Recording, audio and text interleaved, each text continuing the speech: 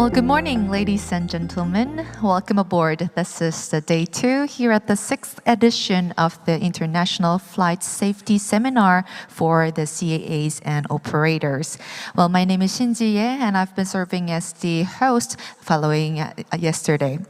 Well, thank you for joining us both on and offline. Yes, we are currently streaming live our conference through our YouTube channel of IFSSCO in 2 separate channels in Korean and in English. Today we are to welcome designated speakers to deliver their insights in 2 sessions. Session 4, new training methods for flight safety enhancement, and Session 5, aviation safety management in APAC region. Well, at the end of the session, we're going to open the floor to welcome questions. Well, online participants, do not feel left out, as we have indicated the Q&A link for you at the YouTube channel. So if you have any questions, you can submit your question through the link that we have attached. And we are paperless seminar, which means that we're providing all the presentation materials only in a PDF form. You can either scan the QR code at the back of your name tag or refer to our website. Having given all the information, I think we're ready to kick off the session 4, new training methods for flight safety enhancement. I can see that the moderators and the speakers are ready to take off, so I'm going to pass on the mic to our moderator for the session, Commissioner Junsu Park of Air Navigation Commission of ACAO. Please.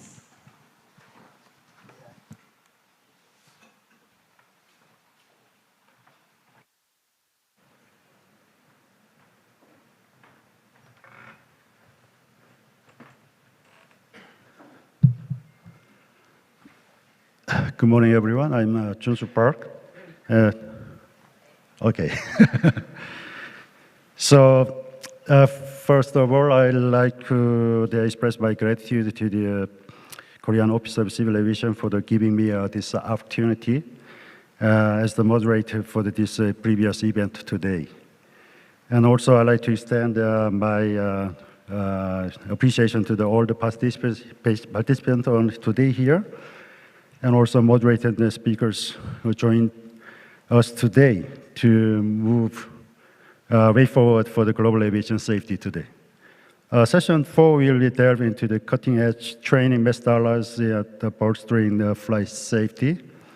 And ICAO has played a crucial role in the aviation industry by establishing training policy and developing international standards and the recommended practice called the SARPs. These initiatives are aimed at enhancing the safety, efficiency, and harmonization of the civil aviation operation worldwide. In this regard, Korea has certainly benefited the international cooperation and assistance on aviation training. Here, I would like to introduce a little bit sad but happy ending story of the Korean aviation training before we cut to the chase. The Republic of Korea became the ICAO member state on December 11, 1952. During the period of when the entire country was engulfed in the Korean War, which persisted from the 1950 to 1953. In September 1952, the Korean government decided to become the member state of the ICAO, but due to the prevailing circumstance at the time, it was unable to dispatch delegation to the ICAO Assembly. Therefore, the consulate officers from the New York Consulate Office attended the assembly as a representative to the ICAO. So during his assembly, you can see the pictures on there I found in the ICAO library a few years ago. So during assembly, they announcement was made by the Korean government will join the ICAO, and earnestly sought technical assistance, including the comprehensive training from the global community once the work ends, then to enable Korea to contribute to the development of the international aviation industry. At the end of the Korean War, with the generous support for the numerous nations, Korea was achieved its present-day aviation prowess and has played an indispensable role within the international aviation community. Now, back to our point. Over the past 3 years, our world has endured unprecedented challenge of the global pandemic, and now we are in the process of the recovery. In the face of these profound change and emerging challenges, which include the rise of innovative players like the new entrant, like unmanned aerial vehicles, and also we have urgent needs to address climate change and emissions, and also the rapid pace of the digital transformation.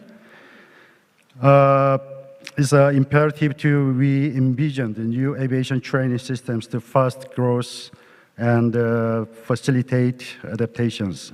The time to embark on this transformative journey is now. To that end, today's agenda features several very noteworthy presentations. We will begin our ICAO's safety training support, and encompassing the topics such as competency-based training and assessment of CBTA, and comprehensive ICAO training portfolio, and the crucial role of training in supporting state needs for the COVID-19 recovery. This will be followed by the insightful presentation on the FAA's Advanced Qualification Program, as well as the JAA's pioneering effort in virtual classroom learning to meet the demand of the new normal era, including the on-the-job training. Additionally, we have had a very privilege of delving into the world of data-driven based high-efficiency training for the new generation and the utilization of a mixed reality training, leading to our receiving valuable insight and positive feedbacks. So it's time to start our journey with the first presentation, ICAO Safety Training Support by the Dr. Laura, sorry, I practiced before, but I forgot again. So Laura Camastra, Dr. Laura Camastra, Chief of the ICAO Training, TCB of the ICAO. So she is lead and directed the implementation of the ICAO's global aviation training policy. Thank you. Please welcome Laura Camastra.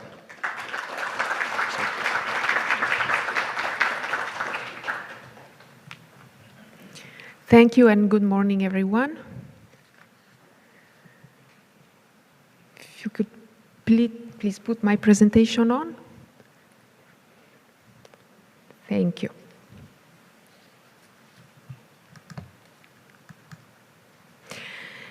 So ICAO's Training Development Guide, document 9914, competency-based training methodology is the foundation of ICAO training.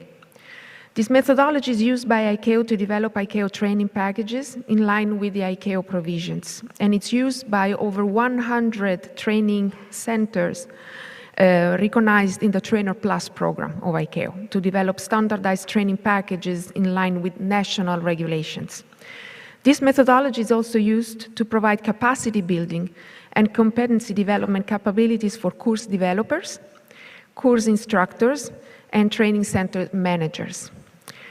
A traditional training is more focused on meeting and maintaining qualification requirements and standards, whereas competency-based training courses are designed to ensure that trainees demonstrate the necessary competencies required to carry out assigned duties and responsibilities. Competency-based training and assessment, CBTA, was introduced into Annex 1 in 2006 with Amendment 167 when the Council of ICAO adopted the standards for the multi-crew license MPL.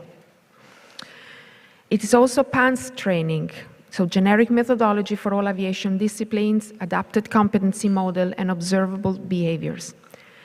So what's next? Since then, there has been some progress incorporating CBTA in the license domain. However, the major developments have been in maintaining pilot qualifications, such as guidance on evidence-based training and upset recovery. There have been some further developments. Council recently adopted full CBTA SARPs, standards and recommended practices, in ARPA's license standards and the Personnel Training and Licensing Panel, PTLP. is looking also at expanding the use of CBTA in the licensing domain. That said, it took a stepped approach to bring CBTA to other domains in aviation. Amendments 5 and 7 introduced a methodology to incorporate CBTA for all disciplines covered by Annex 1. It introduced the adapted competency model and introduced the concept of assessing experience through observable behaviors instead of a prescriptive number of hours. Guidance has been published for several disciplines like air traffic controllers, maintenance, flight dispatchers, cabin crew, and air traffic safety electronic personnel.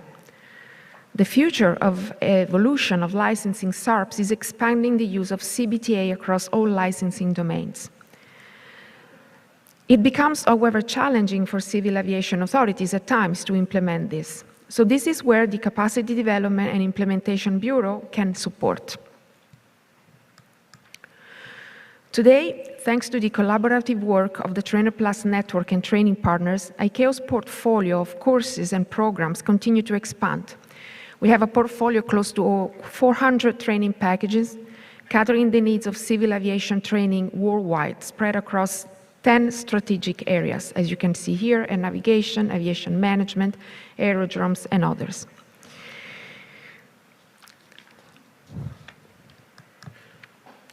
These are some of the highlights of the courses and programs in ICAO training portfolio that are relevant to today's discussions and are available to all member states.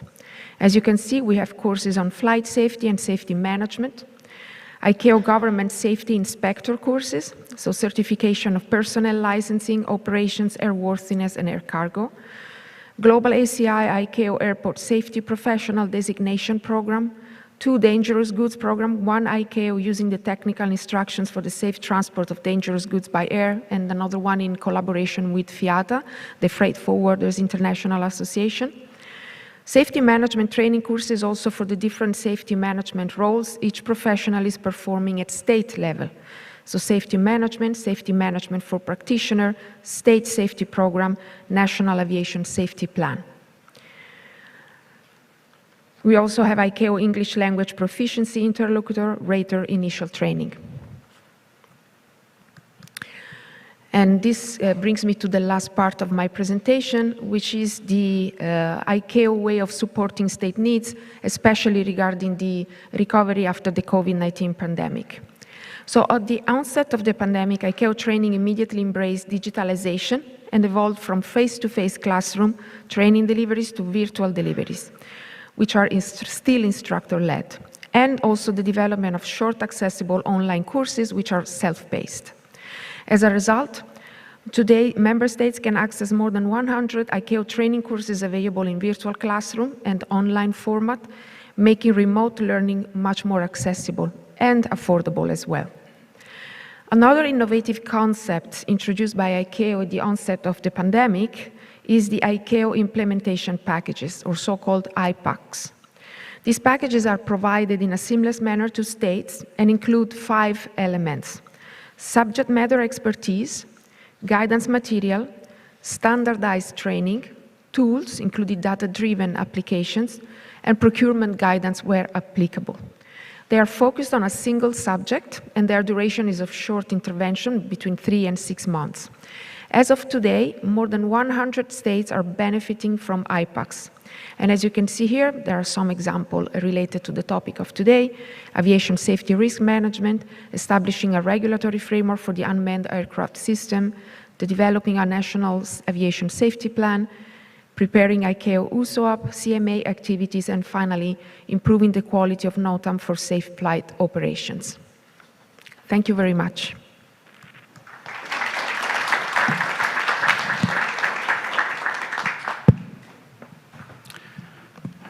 Thank you, Laura.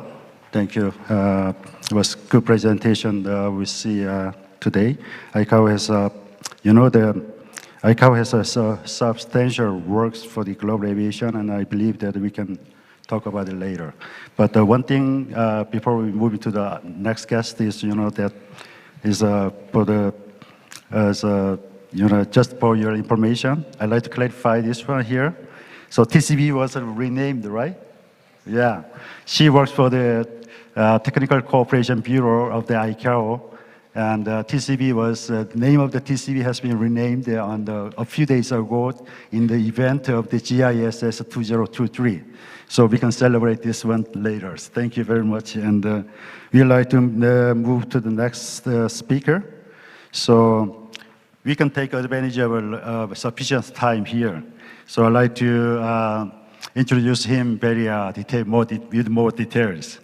So Mr. Robert Leckert for the FAA's training program, including the advanced qualification program. So he is the manager of the AFS 200, the Air Transportation Division, which is part of the Office of Safety Standard within the Flight Standard Service and the FAA. Mr. Robert Leckert has also served as the Acting Deputy Director for the Air Carrier Safety Assurance and as the AFS 600 Regulatory Support Division Manager. Robert is retired from the United States Army and served in various positions as a standardization instructor pilot and maintenance test pilot. He also served in the U.S. forces in Korea 2 times in the 1990s, and so also his third visit to Korea here. So please welcome Mr. Robert Leckert.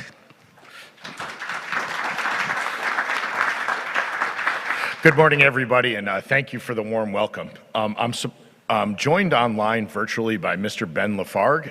Ben is our manager and frankly, our subject matter expert on advanced qualification programs. So although we're going to get into the slides, if there are any questions after when we get into the panel or later today, and there's something that I can't answer, Ben is here monitoring and is here as a resource if we want to dive into any of the technical pieces around the advanced qualification program. And then we're going to talk a little bit about some of the emerging technologies and what we're doing within the flight standard service around virtual reality and other simulation technologies that are coming towards us.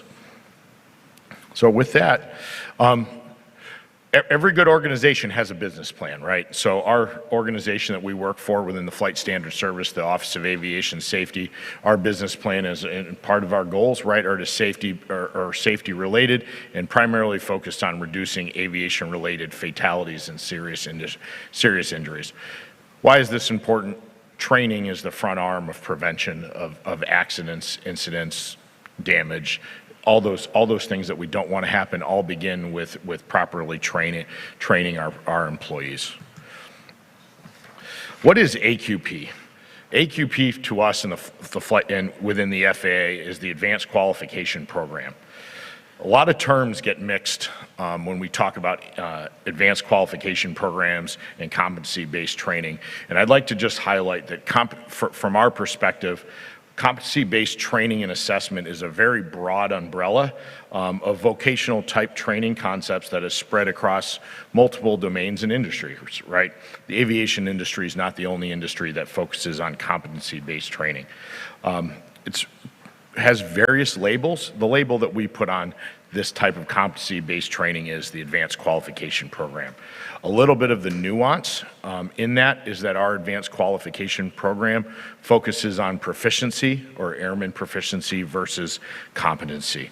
But as far as AQP specifically, it is a process-oriented methodology for developing and delivering and evaluating training. The AQP program is based on certification of the airman or the crew member is based on a series of validation and evaluation gates within the program. Systems validations, procedures validations, maneuver validation, line operational evaluation and experience, then operating experience, and finally the line check.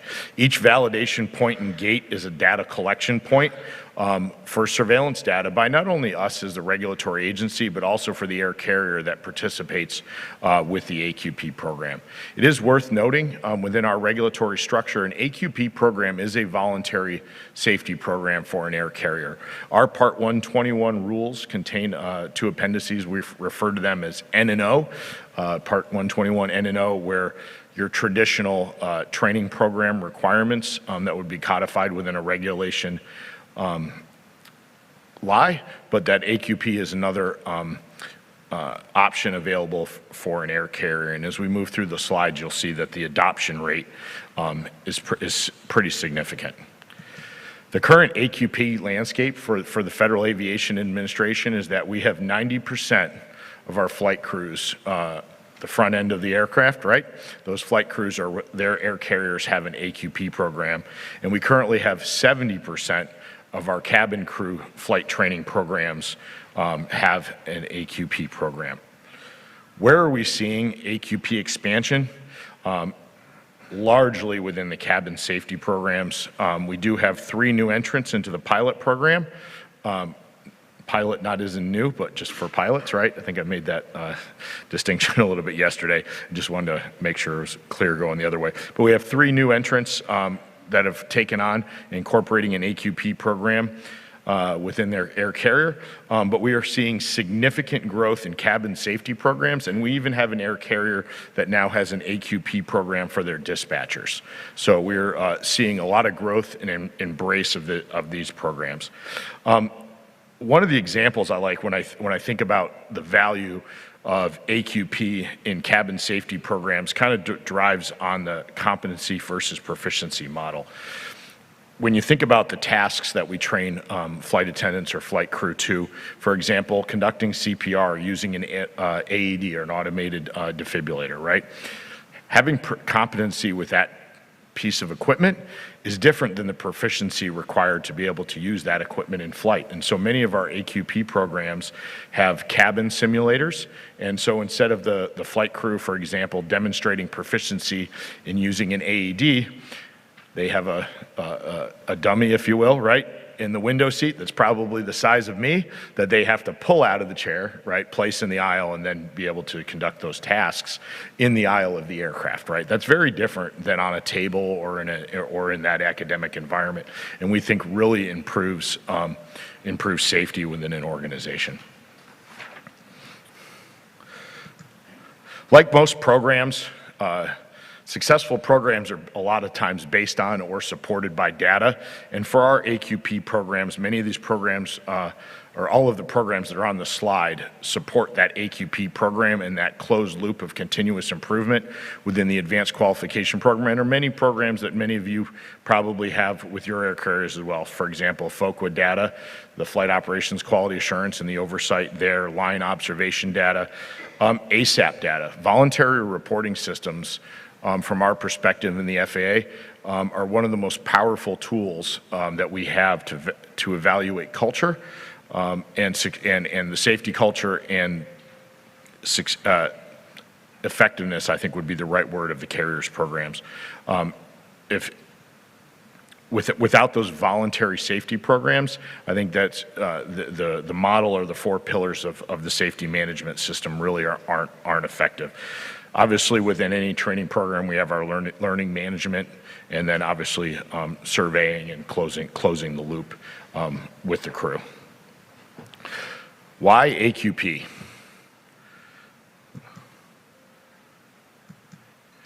Why AQP? It's a win-win for the FAA and the certificate holder. This provides an opportunity for the certificate holder to validate training, increase safety, leverages the resources and talents of the certificate holders. It allows the air carrier to develop and the FAA to evaluate their training and processes. It allows the air carrier to align training to their needs. If you think about the umbrella of scheduled, for example, Part 121 operations, that's for us in the United States, that's the gamut of the Uniteds and Deltas of the world to FedEx and UPS to small supplemental Part 121 air carriers that are operating legacy aircraft, right? It's scalable, tailorable, cargo, passengers, combi aircraft, et cetera. It's scalable, tailorable to the operations. It integrates data and supports safe operations and enables safety within the carrier.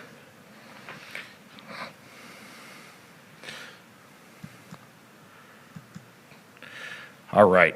Probably the thing that everybody was waiting to hear about, I guess, or I hope, because this is a pretty exciting area for us within the FAA, is emerging technologies. We're spending a lot of time, effort, and resources in researching and learning about the new emerging technologies in the space of simulation. From our perspective, what we're doing is we're kind of categorizing those emerging technologies into 3 categories: virtual reality, mixed reality, and augmented reality training, and they all have a place within the umbrella of the learning experience for the crew member or the person being trained. What we're trying to do from a very strategic level is change the landscape of how we look at simulation. Today, we have basic training devices and advanced aviation training devices, or what we would consider level 1 through 4 devices. And then we have level 5 devices all the way through level D devices. What we're trying to do is change how we look at the spectrum of simulation, and rather than defining what a device can do, defining what device is necessary for the task that needs to be conducted. Today, we very much compartmentalize our basic and advanced training devices, and then we compartmentalize our simulation devices that can be used for training, qualification, credit, et cetera. Rather than that internal barrier between those devices, what we're trying to do is essentially create another way to explain it would be a simulation spectrum. Everything from the procedures training to the level D device is a spectrum, very similar to the safety continuum, right, of complexity and what the device can be used for. And rather than focusing on the device and what the device is authorized to do, we're trying to change and look at that differently and ask ourselves, here's the task that needs to be conducted.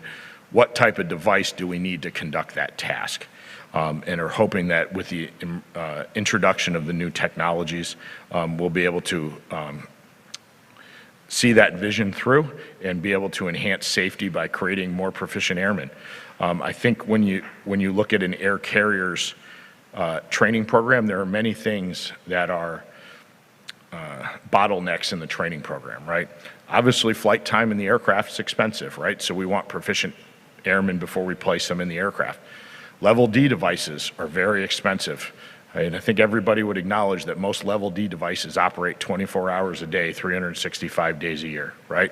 Very expensive to operate, very expensive to maintain, very expensive to train pilots in. Can we bring that pilot and put that pilot in the level D device with a higher level of proficiency so that the time in the level devices is less? These are the conversations that we're having internally about how we can leverage virtual reality in that simulation spectrum.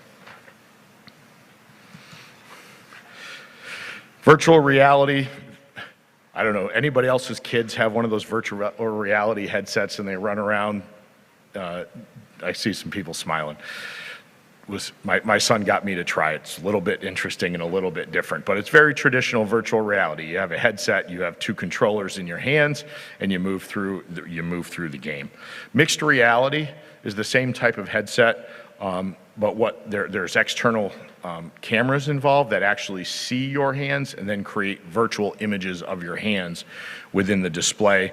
And then an augmented reality system, you could think of that as maybe more of a pre-flight type system where you could wear the virtual reality goggles, walk around the aircraft, look into the landing bay, see your hands, but then things would pop up and explain what different components are, et cetera. So just trying to break down the different devices that we're seeing within the FAA. Very important distinction that we're talking a lot about is simulation versus simulators. We need to be very intentional in the words we pick and choose when we're establishing the distinction between VR devices about what simulates a task versus what is a simulator. So for example, in the pilot training environment, most people are probably familiar with concepts like pictorial pre-flights, right? Where instead of going out and training how to conduct a pre-flight on the aircraft, there's some sort of PowerPoint presentation, materials, other things you look at, right, to train the crew on how to do the pre-flight. Great example of where our current policy and rules allow an air carrier to to supplement or even replace that training with virtual reality, because that's not a simulator, that's it's not simulating a task, it's just providing an alternative means to be able to conduct that same task, the same way as, for example, pictorial pre-flight training is being conducted. When we talk about simulators and using a virtual reality device for pilot training or other training, then now we're talking about that simulation spectrum from the level 1 device through the level D device. And we do have air carriers today with, under our umbrella within the FAA that are starting to use virtual reality within their training. From a organizational perspective, we are very much trying to embrace a crawl, walk, run strategy when it comes to virtual reality. This is new technology. On the next slide, we'll talk a little bit about the investments we've made in learning about this technology and establishing standards and how we're going to qualify them. But again, we want to crawl, walk, run, and learn as we go through. We're currently evaluating a VR simulator built by Loft Dynamics to determine what level of qualification is appropriate for that device, Part 60 being the benchmark. And that Part 60, our Part 60, which is how we qualify simulators, establishes the criteria for what those devices need to do. But the rule is very specific and very technical. Fortunately, when that rule was codified within the FAA, there's some deviation authority built into the rule, and our intent is to not lower the bar, but just look at how somebody else could meet that same standard just from a different perspective using a different type of device. If you're not familiar with the Loft Dynamics, the FAA purchased 2 Loft Dynamics virtual reality simulators and has had them installed at our William J. Hughes Technical Center, which is in Atlantic City. If you don't know where Atlantic City, New Jersey, it's just outside New York City, and it's one of our areas where we do a bunch of research. But we've purchased a Robinson R22 and an Airbus or H-125, otherwise known as an AS-350 A-Star helicopter simulator.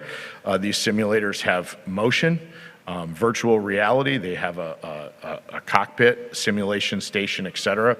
And we're working with our senior technical scientists and our staff that qualifies simulators, and we're actively moving and working collaboratively with Loft Dynamics to evaluate their simulators and evaluate the qualifications and standards of those simulators to help inform our standards moving forward.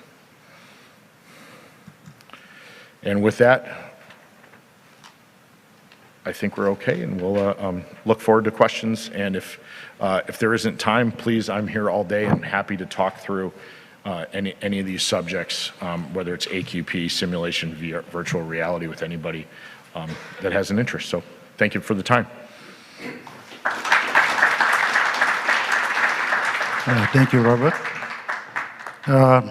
This presentation was the opportunity to understanding the FAA's advanced qualification programs, which is comprehensive training initiative designed to enhance the skill and proficiency of the aviation training. It was very interesting on that.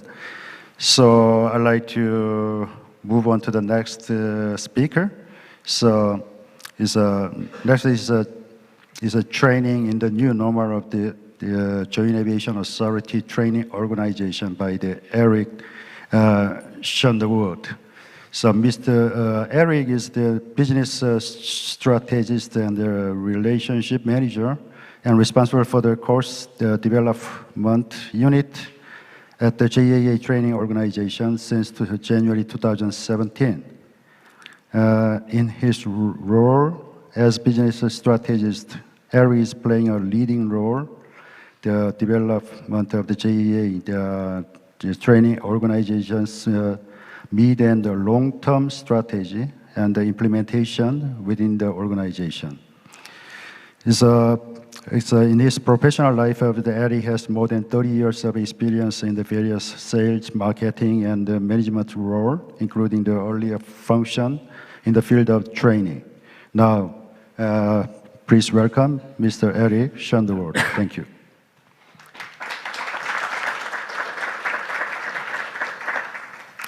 Yeah, good morning, Friday morning, just for the weekend.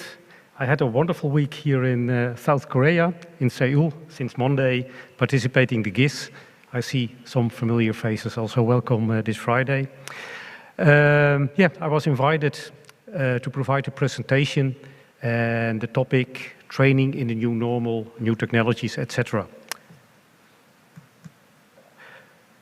I start with a very, very brief introduction of the JAA training organization for who is not familiar with our organization.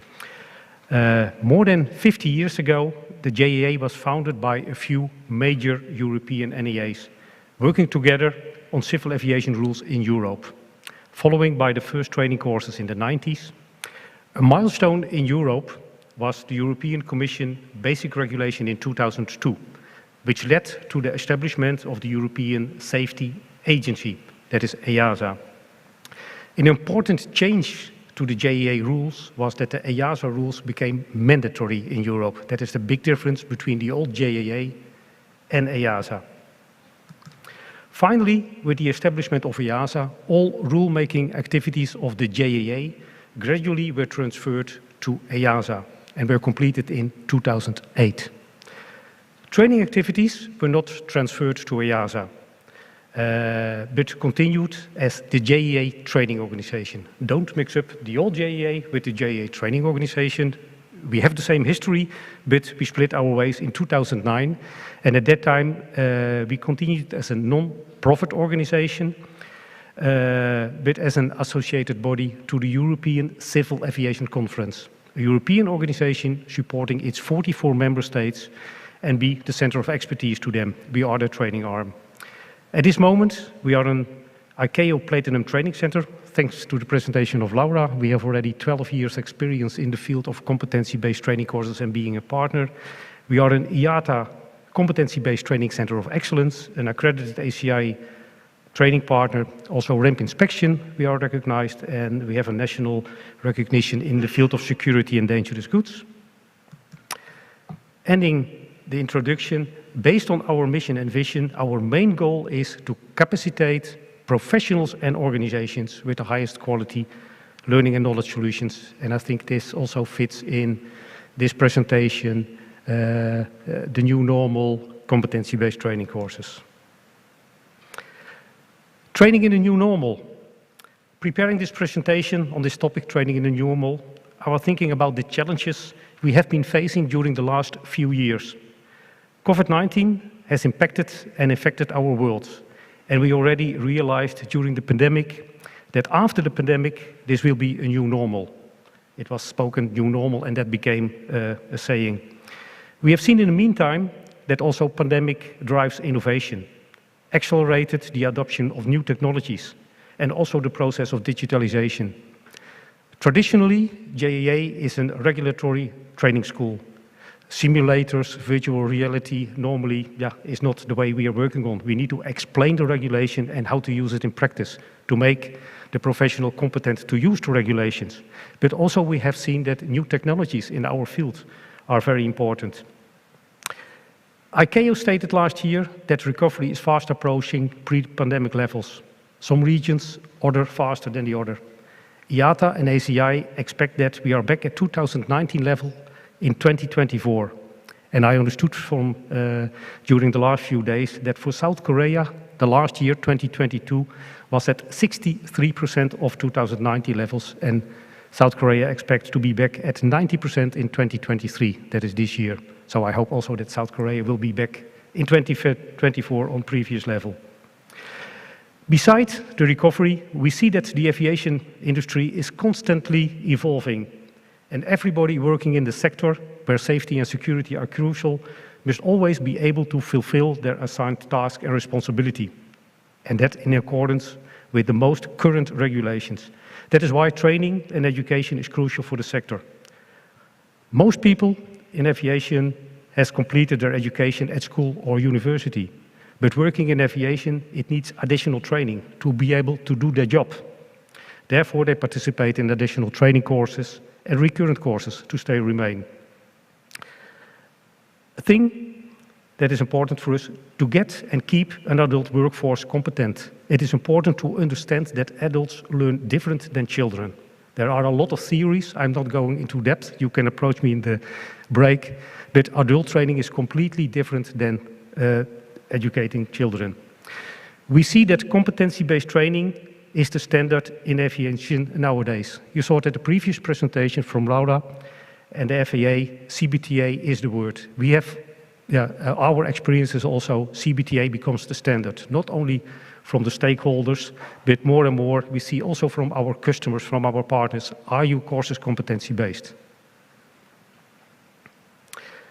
We already saw that new technologies, virtual reality, augmented reality, but also artificial intelligence right now is a hot topic. At this moment, it's a lot of talks, but I expect it will be having a big impact on learning in the next period. As mentioned, COVID-19 has a major impact on the educational and training system. Also, we as GAA, we were forced online delivery immediately at the beginning of the pandemic. I will briefly present our experience, our journey during the pandemic in changing from classroom training to virtual classroom training. For us, it started in March 2020. I remember it as the day of yesterday. At a certain moment, we need to close our office. Some participants were already in the Netherlands, or they were not able to travel, but courses needs to be delivered due to customer requirements. That is because customers and participants need the required certifications.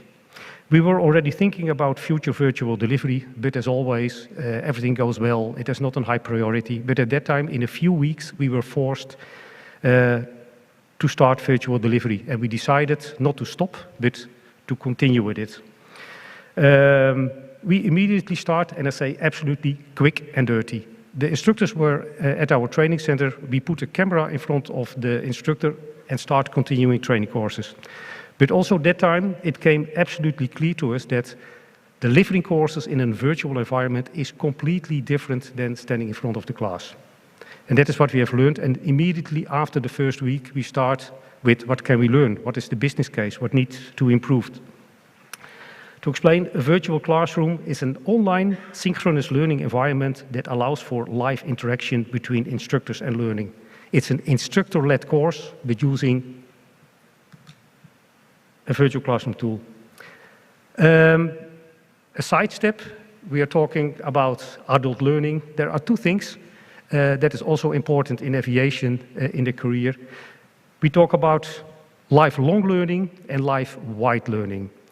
To stay competent during the career, as earlier mentioned, don't only rely on your school or university. Working in aviation, that requires specific competences. Due to changes of regulation, as a pilot, you can change the plane, you can change job. You need to stay competent. Therefore, we talk about lifelong learning. Yeah, I've put a quote. We have a lot of old instructors, and now I understand that they want to continue learning until they are above retiring, etc. Another thing that is not so known, life-wide training. What is life-wide training? Besides participants are participate in training courses from time to time, I call it intentional training. We learn each and every minute. Maybe we don't realize. Not by participating in a course, but by other topics. An example, when you have read a manual for new equipment and then use it in practice, you learn. Another thing, when you have a very bad experience, an accident or whatever, that can also change your mind and change your behavior. Also spending time to a hobby, you learn. So we talk about life-wide, lifelong training, and when it is adult, competency-based training is the standard. Then, going back to the virtual classroom, some of our experience. What I mentioned already at the start, we start with what is the business model, etc., etc. Delivering a virtual classroom course, it became clear that it's not only using a virtual platform and delivering the classroom course with the existing content. It's completely different. The most triggering point was how to engage the participants. People can easily distracted. I can give an example. During the first few months, our instructors saw that strange behavior of a participant. At the beginning, we have said it is mandatory to turn on your camera, because then we can see that you participate. But they are clever. There was once, in the beginning, a recorded session of 5 minutes, and it looks that he was participating. But his reaction was not good. I mention this because it is important that the instructor is skilled. He needs to recognize this behavior, ask proactive questions, etc. So he could take the participant aside, gave him a warning, and continue. That is just one example about a virtual classroom is completely different. I said it's not only uploading the content, and that is a trap that many organizations can make, but have made, just uploading the online content. The dynamics of a virtual classroom course is completely different. Content needs to be adapted, interactive elements, shorter sessions, etc., etc. It's a 2D environment instead of a 3D environment. Distraction is more when you're sitting at home, your wife. We have seen that cats walking through the camera, etc., etc. It's quite easy to be distracted, and as an instructor, you need to be prepared for that. Everything transferring a classroom course to a virtual classroom course or developing a complete new virtual classroom course, it should not be underestimated. It also requires other skills. Our experience is that you can train an instructor who is a subject matter expert in his field in educational skills. You can learn how to use the virtual environment, but combining it, a virtual environment, all the skills, engagement, and we are using Zoom, all the tools, together at the same time, it is difficult. I'm facing it by myself. I thought I was a Zoom expert, and then I need to give a training course. I was lost. This requires skills. And also, our experiences in the transfer of classroom courses to virtual classroom courses or develop virtual classroom courses, using the competency-based methodology, it is much more easier to develop courses or to transfer courses. This sheet shows some difference between classroom and virtual classroom. I only mention a few. It looks an open door, but during a classroom course, you meet each other at the training center. The coffee machine, you have a talk with each other, talk with the instructor, and then you go to the classroom. In a virtual environment, you meet each other at the beginning of the course, having maybe difficulties with the technology, starting up, etc. So it's completely different. The restrictions I have also spoken about. Timetable, we have experienced that keep a track on time is important. We see also that some training courses in a virtual environment needs more time instead of 4 days, 5 days. It's quite easy to lose time and have time shortage. Also, a disadvantage could be that online training has a lack of human interaction. It is less effective and less engaging. When I talk to professionals, and also our experience is that classroom courses face-to-face is the most effective and efficient training delivery. But sometimes, due to cost, etc., etc., it is important to do it virtually.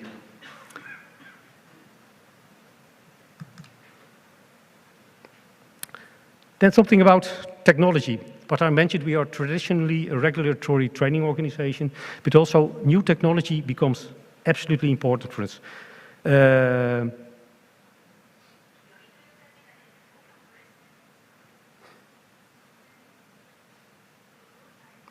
What we see is that with all new technologies and needs, whether it is synchronous, asynchronous, physical, online training, on-the-job training, we see that it will be more and more becoming a blended solution, not only classroom, not only virtual, not only line. Depending on the situation and the professional and the request, we also see more and more that it becomes personal training, training targeted to the specific individual. We see that more and more with all new technologies and new methodologies, a mix will be chosen. This sheet, I just show some specific technology. For Zoom, I mentioned already, it's not only using the platform, but it is also using all the functionality, the video tools, screen sharing, a digital whiteboard, use together with your trainees the digital whiteboard. virtual breakout rooms, communication via chat box, etc. The Zoom platform also includes possibilities for quizzes, polls, chat options. So there are a lot of tools to make a virtual course engageable and involve the trainees to the training course. Also, we see in general using videos, virtual reality, gamification, artificial intelligence, augmented reality, simulators. There are a lot of technologies we can use in the meantime. A little bit more about artificial intelligence. Also, we, as training organization, the last month, last half year, we are looking a little bit deeper in what are our possibilities. And the first thought was, what can we do with artificial intelligence? But I think there are a lot of things. First of all, with the transfer to a virtual environment, we also make our examinations online. But then the question is, how to do the observation in an online. Artificial intelligence has also the possibility in a creative way to do the observation without any involvement of staff.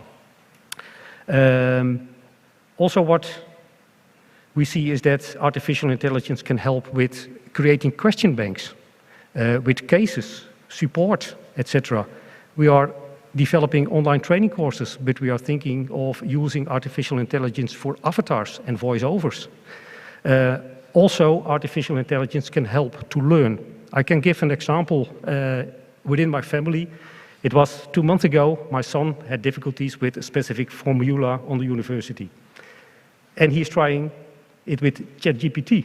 He filled in the formula, and finally, he got some answers. Then you can do two things. You can put it in the exercise, send it to the university, or learn from it.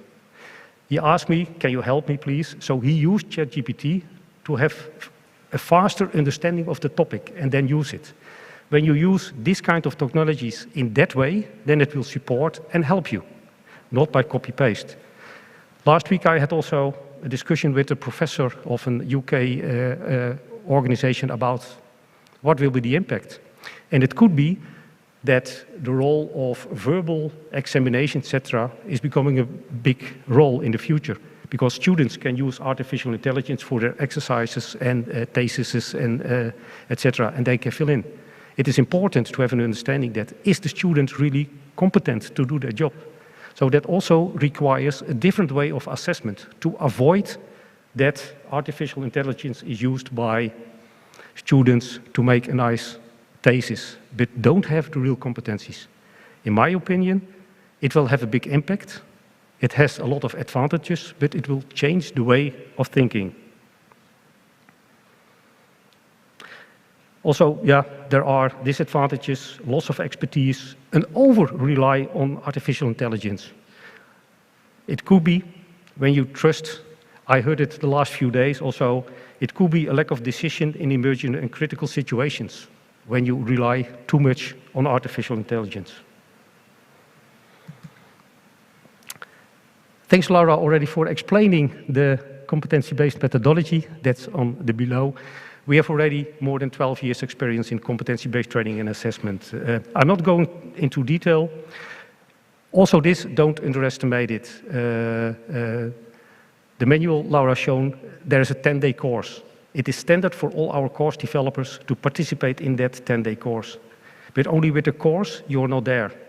You need practical experience to be an expert in competency-based training, how to use it, etc. I've seen it with my team. They have participated in the course, and when they develop the first course, they are facing a lot of difficulties to make it real competency-based training. When the training organization mentioned our training courses are competency-based, ask a few questions more. Is it really competency-based? How are you doing, etc.?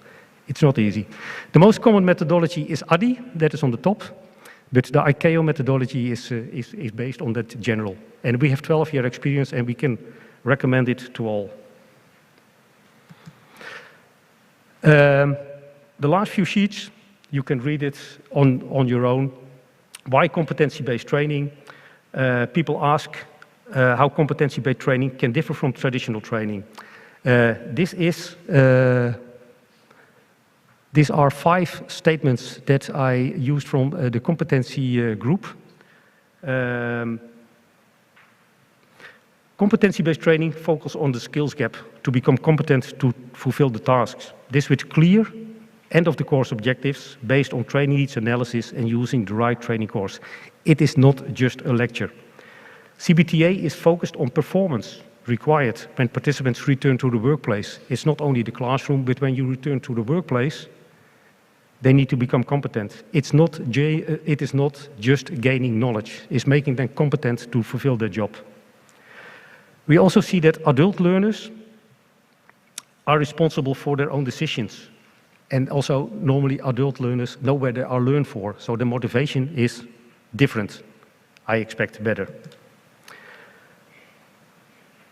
Competency-based training is not only for participants. It is also for organizations. It's not only the participant that needs to be competent, the organization needs to be competent.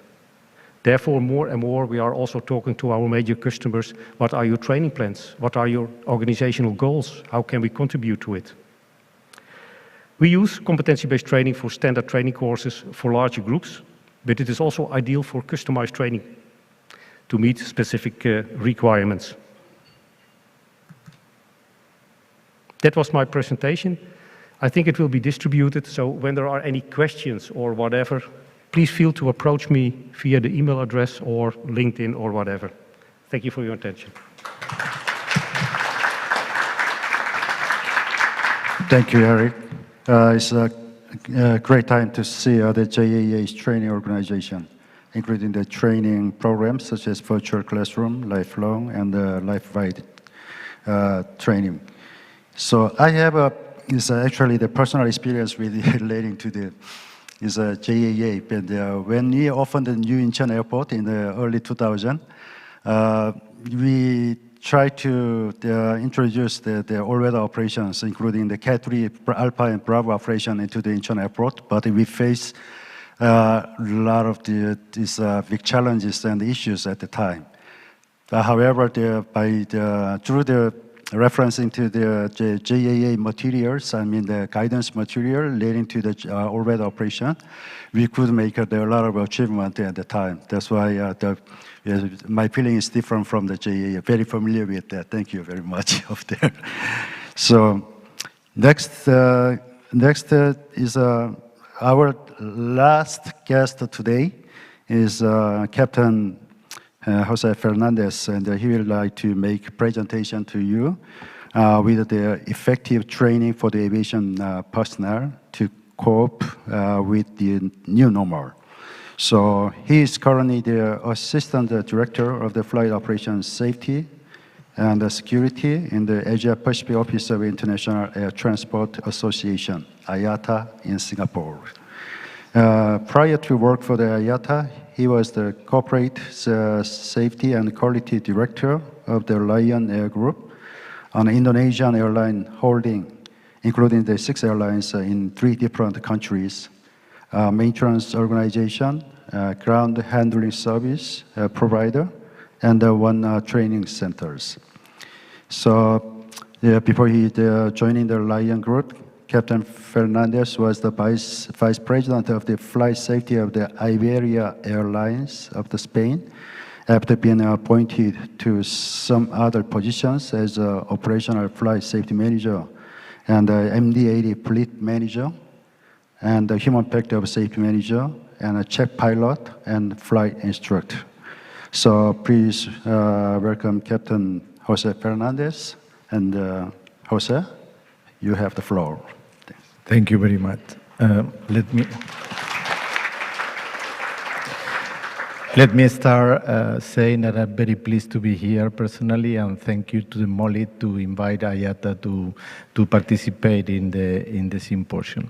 So I will try to add something new to what my predecessors in the podium tried to explain about the new technologies, the IATA position, and also I would like to add some personal experience. As I've been said, I've been flight instructor for many years, and then I have to say that it was the most rewarding experience. I still have a lot of students that I keep contact with them.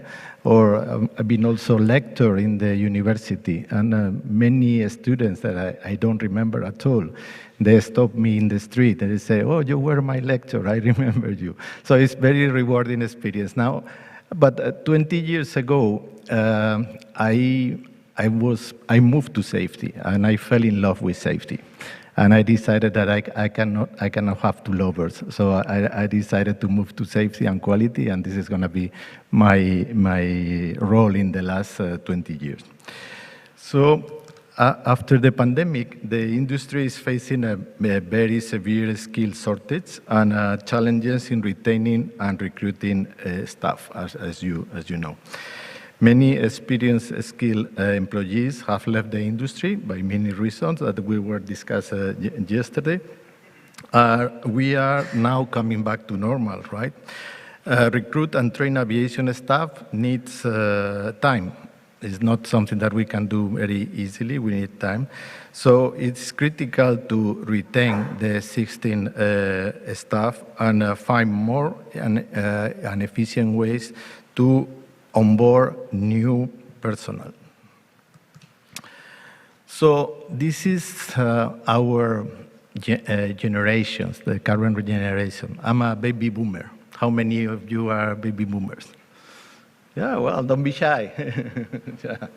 And most of you will be also generator X, because nowadays 60% of the workforce in the industry are baby boomers or generator X. But you have to prepare to include new generations in the industry.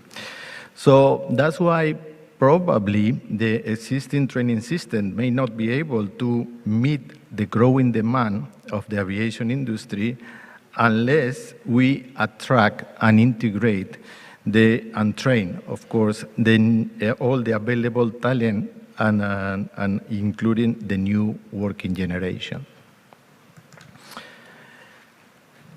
Generation S and Z and Generation Y, also known as millennial, will be the largest labor workforce very soon. This is something that is going to come in very soon. There are many different behavioral factors among working generations. The new generation expect immediate feedback.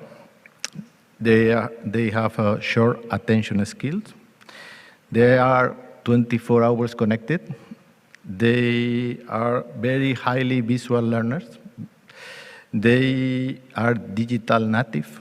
So they was born with the computer, not like us, like the baby boomers. It's something that we need to adapt. And they rely on technology and also in automation. And then they are not frustrated. They don't have frustrated feelings when they cannot find an easy way to do things. They try. It's not like us, including me, that especially when we try to insist the old generations on interact with the system in a certain way without exploring other paths, that the new generation, they are more used to do that. The new generation are more flexible. They test and obtain the desired results without getting frustrated along the way. Traditional learning system started to become obsolete for the new generation, and the results is that our children obtain mastering in some devices that we will not obtain without going through the same process. So we need to adapt our training process to them. An example for me, a clear example, is the way we proceed when we buy a new mobile phone or tablet. Nobody goes anymore through the manual, right?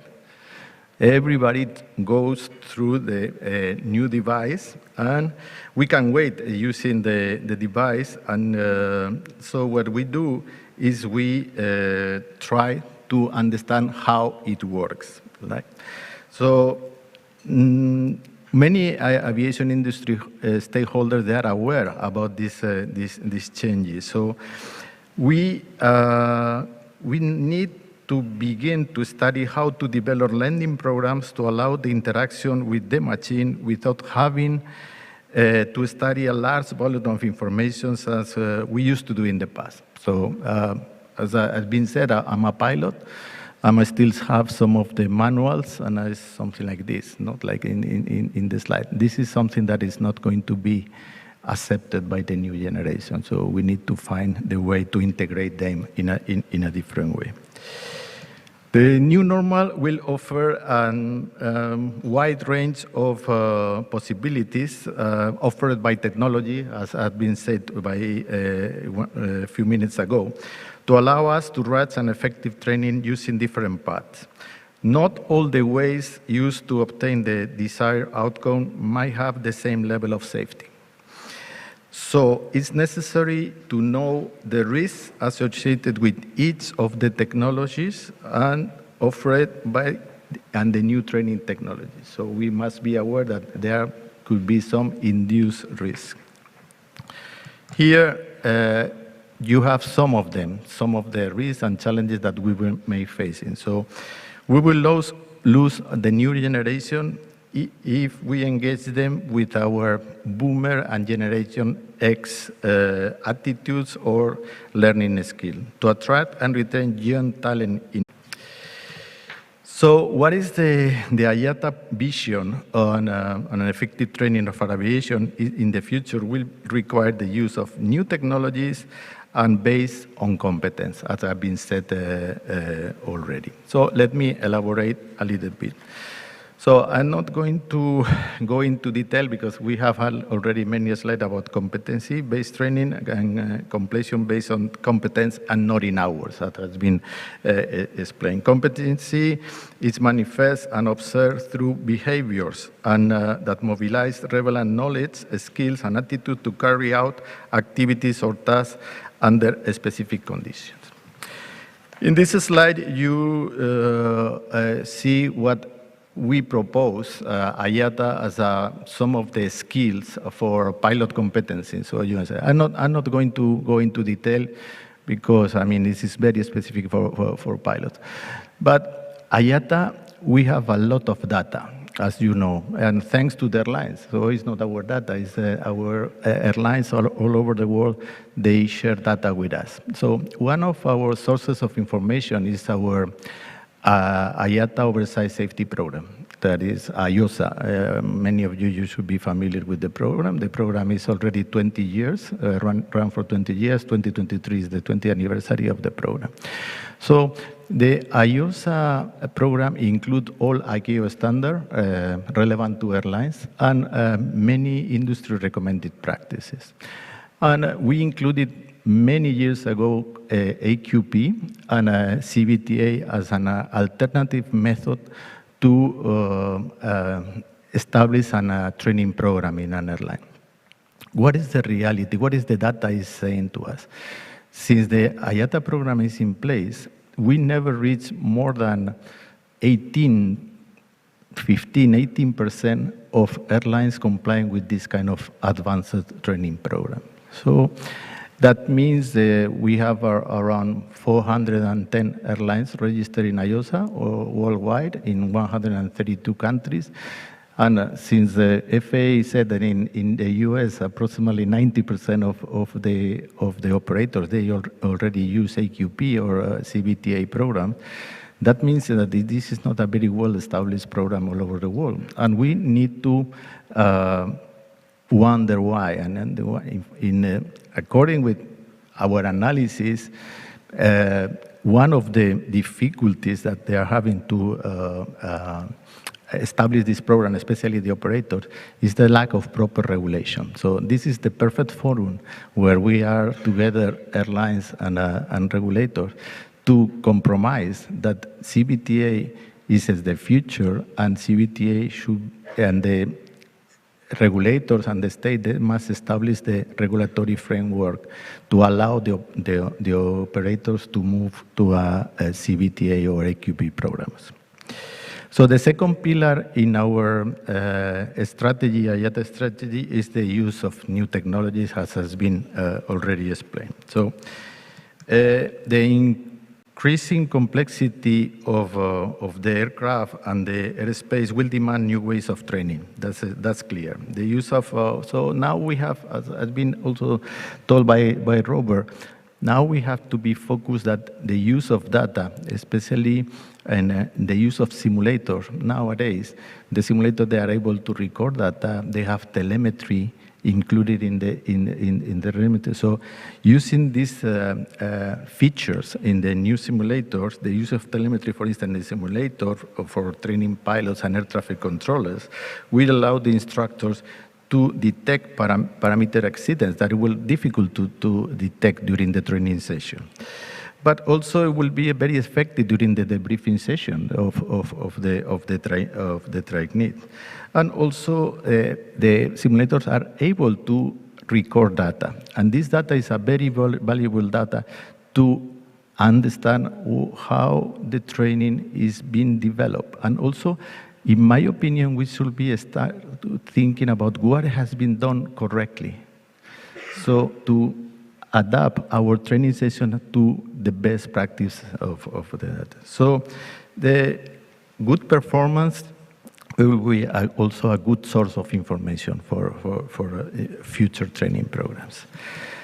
As it has been said, other industry domains on the new normal, we need to introduce the use of data. I'm not talking now about the training of pilots, cabin crew, so the training in other industry areas, the use of data, the use of new technologies, and also the possibility of individual training. Assuming that not all the people, not all the employees, they learn at the same manner and at the same rate. So this is something that we have to start thinking about in other domains of the aviation industry.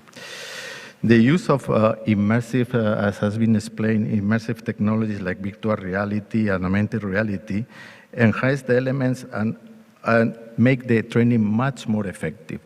So we have the tools, so we have to use the tools in a proper way. The new training must be blend the requirements and focus on strength of both the individual and the teams and the organizations. The training of the new normal in aviation must combine competence-based training and with the use of new technologies. And they will allow the students to be immersive in training experiences with the use of virtual learning. This is something that has been also said by my colleagues. Let me finish with something that Captain Bay said yesterday in his presentation. We will find a way, for sure. I'm convinced about that. But let me also finish with a quotation of Albert Einstein. So we will find a way, but we cannot face today's program with the same level of thinking that we have been create them. So this is something that we need to think about it. So we have to expand our way of thinking and to try to identify what is going to be the best way to improve the training for the new generations and for the new normal. Thank you very much. I'm happy to answer any question.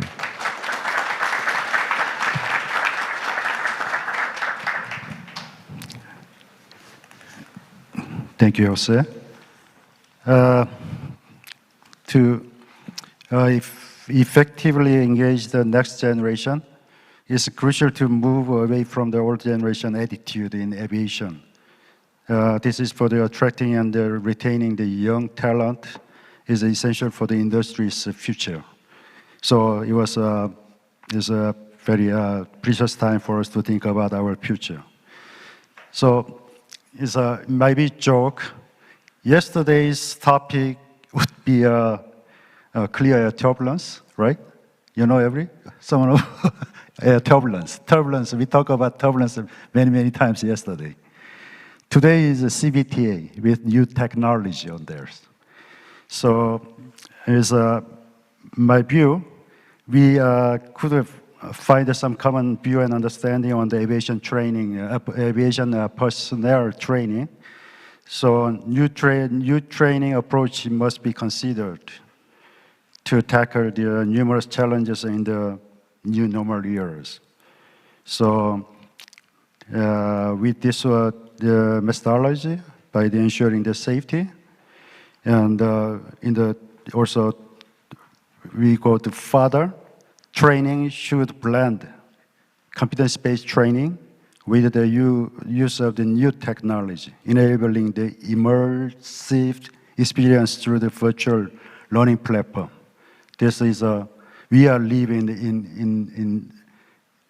in the time of the new technology years. That's why I like to make comment. I wanted to comment on this one. So it's time's up, and we only have about 12 minutes, 20 minutes.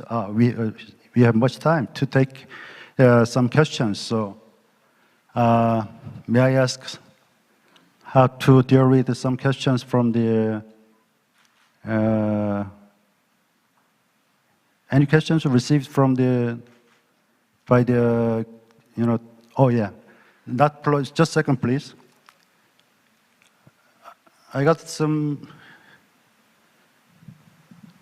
Oh yeah, we have question here. So, the question number 1 is to Eric. Can you read it, Eric? Yes, I can read it. Yeah, live learning is yeah. Yeah, So. I will read it. I'm Luke for the training method to provide more practical training efficiently with less money, burden and stress to the trainee. Is there any model training example applied life-wide learning concept? The answer is no. Lifelong training is more intended training, but I also mentioned lifelong training is more based on when you change jobs or whatever, or change in regulation and you need training. We call it intentional training. Life-wide training is more unintentional training. What I mentioned, it can be in your hobby, your passion, you learn. When you buy a new television, you read the manual, etc. So it is difficult to plan that. So I would say when it is in your career, when you need to add skills or new competencies, etc., we call it intentional training course, and that is not under the concept life-wide. I combined it, and I only mentioned it because we are focusing on training courses going to a school. The only message is that the whole day long we are learning. Also today, listening to my other presenters, I learn from their presentation. I learn from every discussion I have. That is what we mean with life-wide, and it is a combination about life-wide and lifelong, intentional and not intentional. But the question with less money and burden stress to the trainee, yeah, it's a question I cannot direct answer, but with all the modern technologies, and I see more and more a trend to personal training. In the past, when you need to participate in a 5-day training course, a standard thing, with modern technologies, mobile learning, online training courses, modules, etc., learning can be more and more effective. In a previous symposium, was also asked about how to learn. I'm from the older generations. I'm not 70 plus, I'm 60 plus. So, but I have also an experience when I was young. I need to learn everything by head, by memory. Nowadays, the internet is there. So now younger generations, and also I will learn more where to find it, how to use it, etc. So everything are changing. And I think also in the future about mobile learning, micro-learning, etc., that could be an answer to train efficiently, effectively, less money, and also that's burden stress. At this moment, when you need the knowledge, you can find it in a minute on the internet, when you know the way.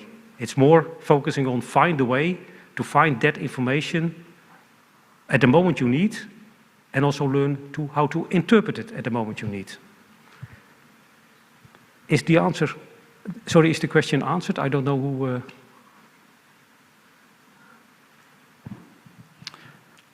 I hope so. Thank you. Yeah, must be. So before I go taking the next questions, I'd like to ask your full understanding of for Dr. Laura. The smart trust, she has to leave now for her tight schedule, so she has to take a flight, and I'm sorry, she has to leave, and let's give her big hands. Thank you very much.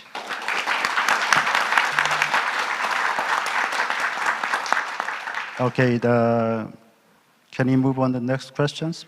No, not anymore? Is it all right? So, yes, please. Okay. Yes, please, go ahead, I'm sorry, yeah. Hello, sorry, it's just to apologize because I have to run to the airport, but if there are any questions for me, please feel free to forward to the organizers and they will be forwarded to me and I will answer. Thank you and apologies again. Thank you. So now let's give it the opportunity for the audience, the participant today. So if you have any questions, please raise your hands. So, Captain, sorry, Captain Kim, you raised your hands before, right? Please. Hello, good morning.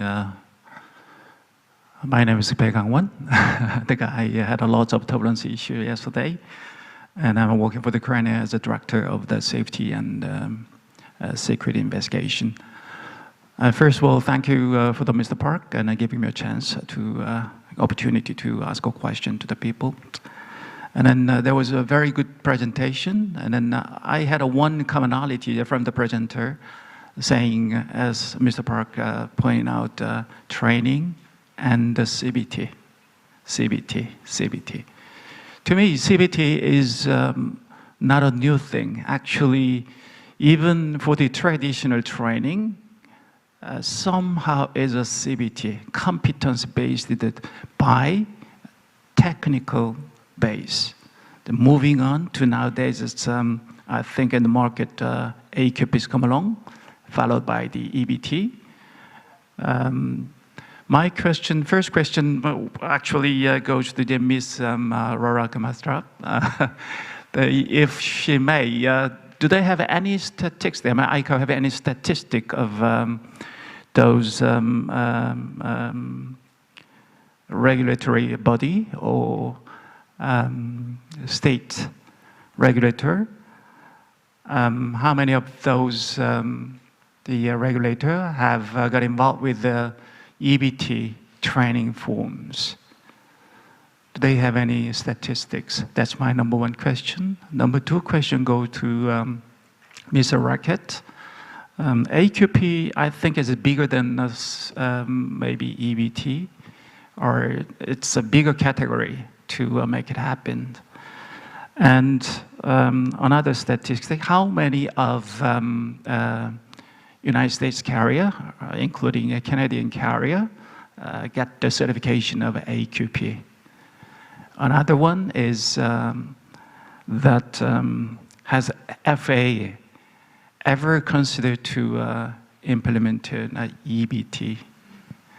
And the last one is to the Captain Fernandez, that you made a very good point about the new generation education and training. And very often we heard the term from your generation, not my generation, expecting new generation kind of low discipline. I don't know whether you can agree with that. But as you point out, this is not a low discipline. It's just a difference.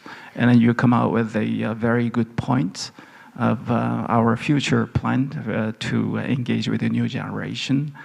And then IATA, I think it's just a basic pictures, blueprints, how we are going forward. But do you have any practical, what can I say, more deeper understanding study of this issue? Thank you very much. Thank you, Captain Khan. First of all, thank you for your good questions to presenters and speakers today. I'm sorry, but so she cannot take your questions, first question, so I will relay your questions to the ICAOs when I come back to Montreal. Thank you. And the second one is about is the same question, almost same question with number one, but related to Canada and in the United States. Would you please take this one, Robert? Sure. Yeah. Thanks, and thanks for the Captain question, the questions, Captain Bay. I think the second and the third question specifically about EBT as well. I'd like to ask Ben to answer both of those questions. He is our absolute subject matter expert on AQP. The one comment I would like to make at the beginning that I think when we talk about training programs, just as an industry, some of the things that concern me that I don't hear goes back to, if anybody's ever been a flight instructor in the room, right? We teach and instruct that different people learn different ways, right? And one of the challenges I think we have as an industry is we try and build a training model that's kind of this one size fits all. You bring somebody in, they'll go through this training program, and you'll have that expected result on the backside.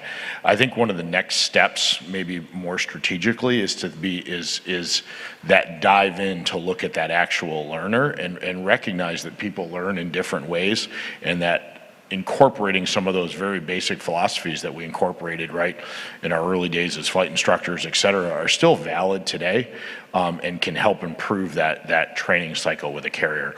But as far as the specifics on the number and how we look at evidence-based training, I'd like to turn the floor over to Ben.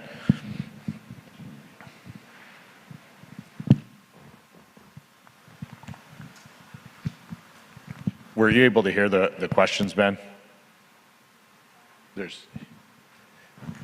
Well, we're waiting for your sound to come through. We can see you talking, Ben, but we're not hearing. Is there anybody with the staff? We can see him talking, but we're not hearing on the virtual.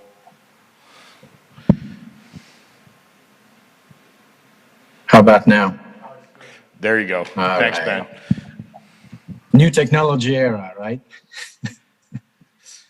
Okay, well, good morning, everybody. My name is Ben Lafargue. I'm working with Robert. Thank you for the questions that were asked. The first question, the way I understood it, was, is AQP bigger than EBT? I would answer in a different way. I would say AQP is probably older than AQP, and then EBT. AQP started about 30 years ago when big airlines in the United States realized that the traditional methods of training and checking was not supporting really their needs operationally and specifically about their demographics. They approached the FAA, and through a very cooperative work over several years, actually, AQP came about. So AQP is an old program that mainly was designed for, let's say, bigger airline, major airlines initially. And over time, obviously, everybody saw the benefits of AQP and the results, both FAA and industry. And now, today, we have roughly 60 air carriers operating under Part 121. And we have 29 AQP programs for pilots. Those 29 programs, roughly half, represent, just like Robert said, 90% of the population of pilots operating under Part 121.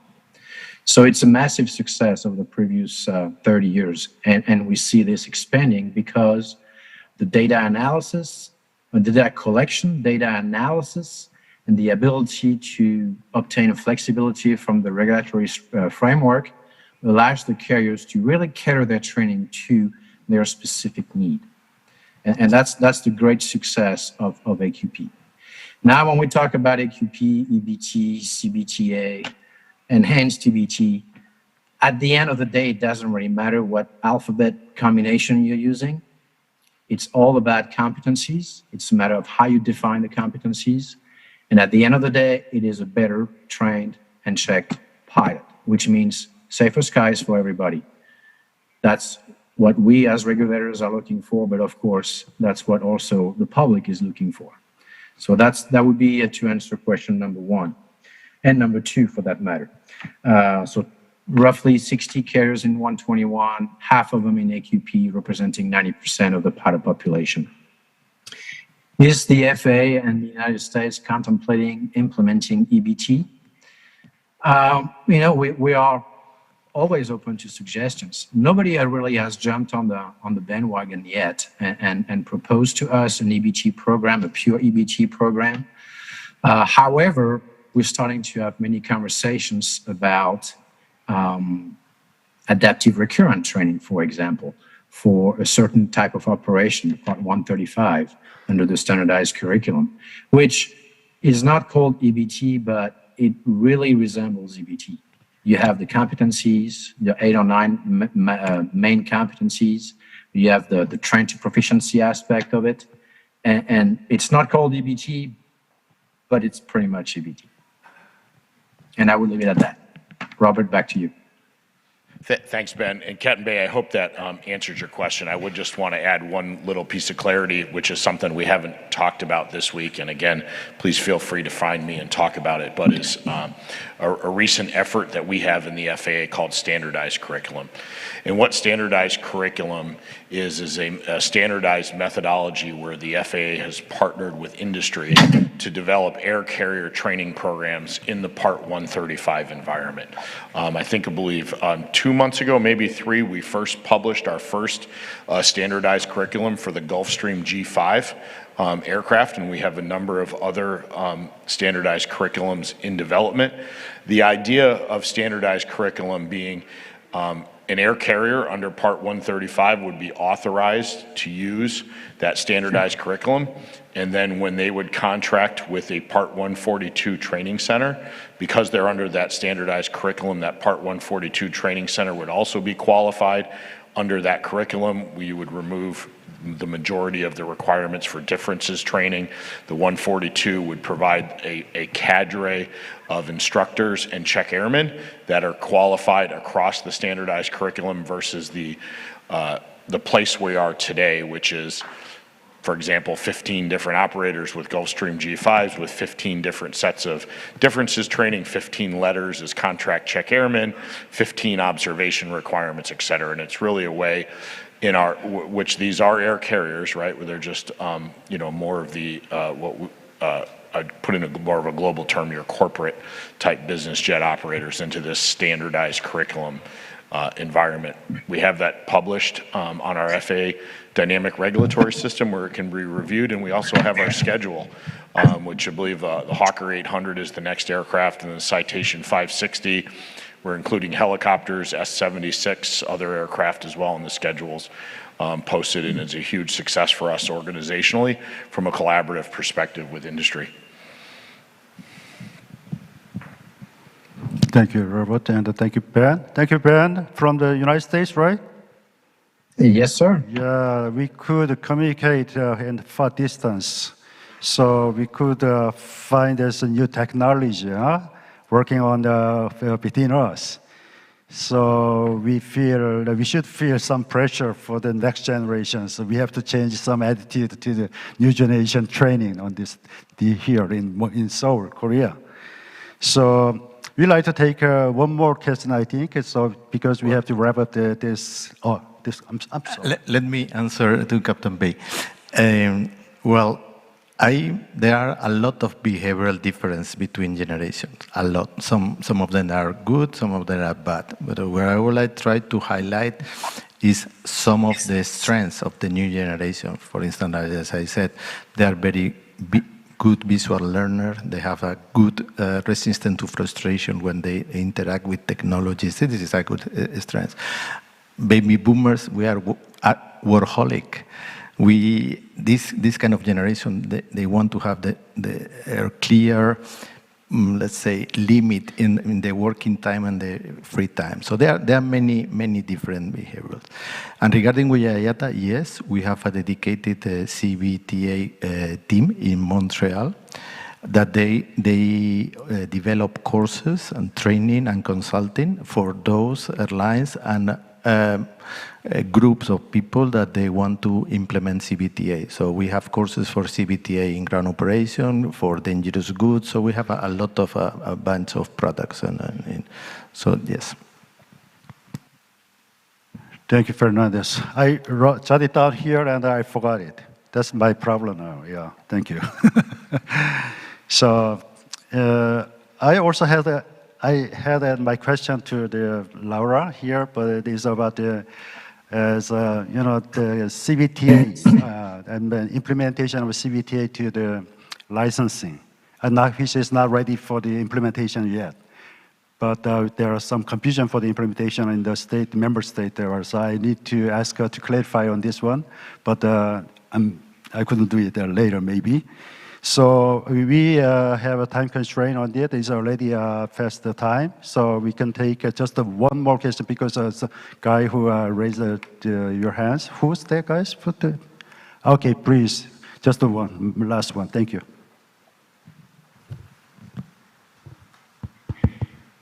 Good morning. My name is Min-Soo Kim, working for Asiana Airlines, Flight Crew Operation Department. Actually, I'm kind of Z generation, 30s. I have a question for the Captain Jose Fernandez de la Morena. Asiana Airlines is applying the CBTA following the standards of IOSA. And today I noticed the numerous data is collected from the simulator training. And my question is, how does collected data can be used for the feedback on the future training for the trainees? Well, the airlines and the industry, we are very rich on data. We have a lot of sources of data. Some of them has been explained today, like in the presentation of the FAA, like voluntary safety reports, but we have also quality audit report, maintenance reports, FOQA data. We have a lot of data. Our problem usually, because all the airlines, they have limited resources, is our ability to analyze the data. So the key, in my opinion, is to decide what kind of data you need to improve your training. Continuous improvement of your training. Nowadays, the technology offers you new possibilities, as I said. So you can record simulator sessions, you can use telemetry in the simulator sessions, as I mentioned. You can use virtual reality as well, and then to monitor how was the performed the training in other areas. So this is another additional sources of data. So it's difficult to reach the, let's say, break-up point, because, as I said, there are a lot of data, but the selection process of the data is the key element. So this is something that you need to find. I mean, it's not easy.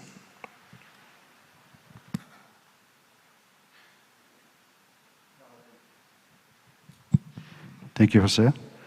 So I'd like to wrap up our session here now. So I'd like to ask you, all of you, to show your heartfelt appreciation to our speakers here, and I'd like to finish the session here. Thank you very much, all of you. Please enjoy the break time. Thank you. Yes, thank you very much. With that, we're going to close session 4, where we were able to discuss the diverse training methods. Yes, as mentioned, we're going to take a break from now until 11:05. There's coffee and refreshments prepared outside, so please enjoy and be back at this room before we start, as we are to start our next session at 11:05. Thank you very much.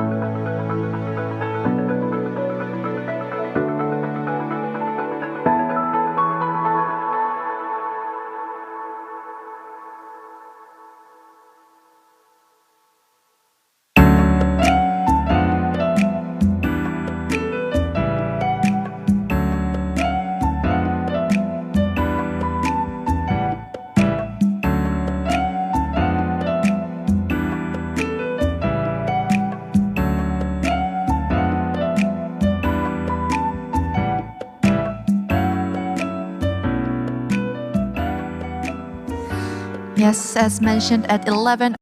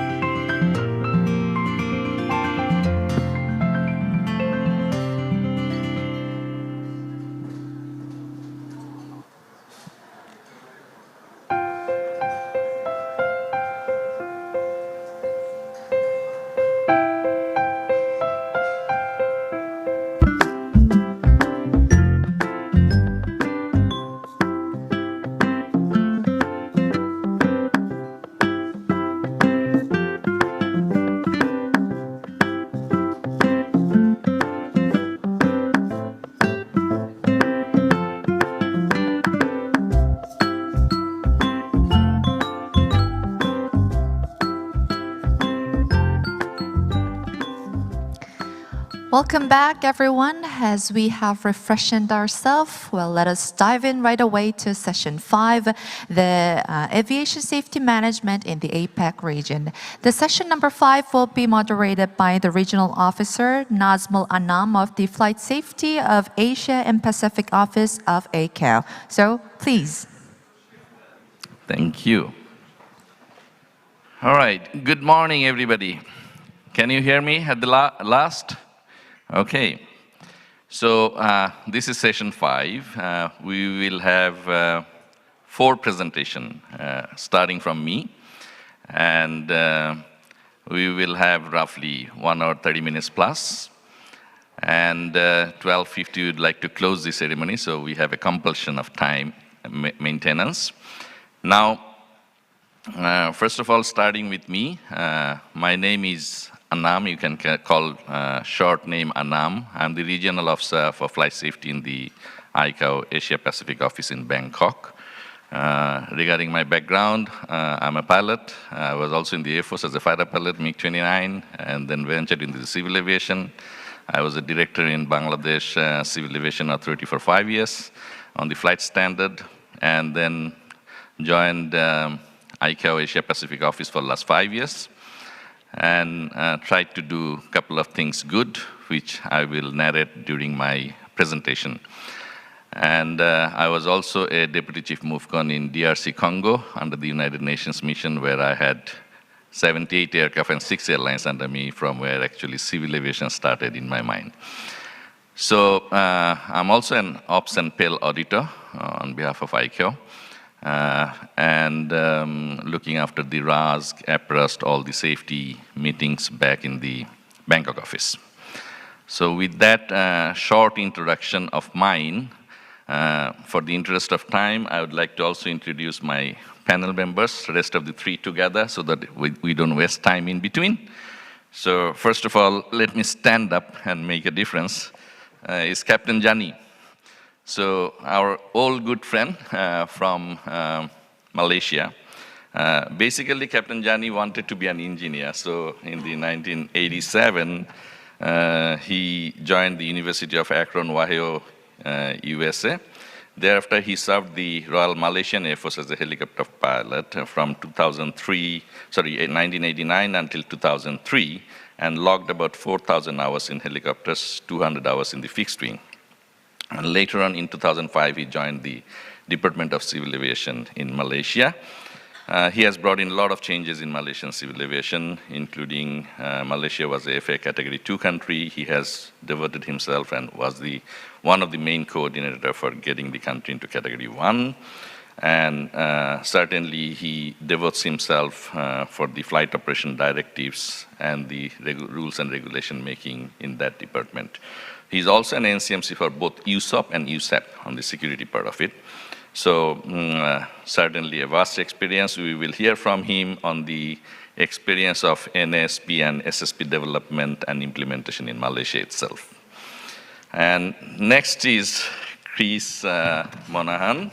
So he's from Australia, and he's the executive manager of the National Operations and Standard in CASA.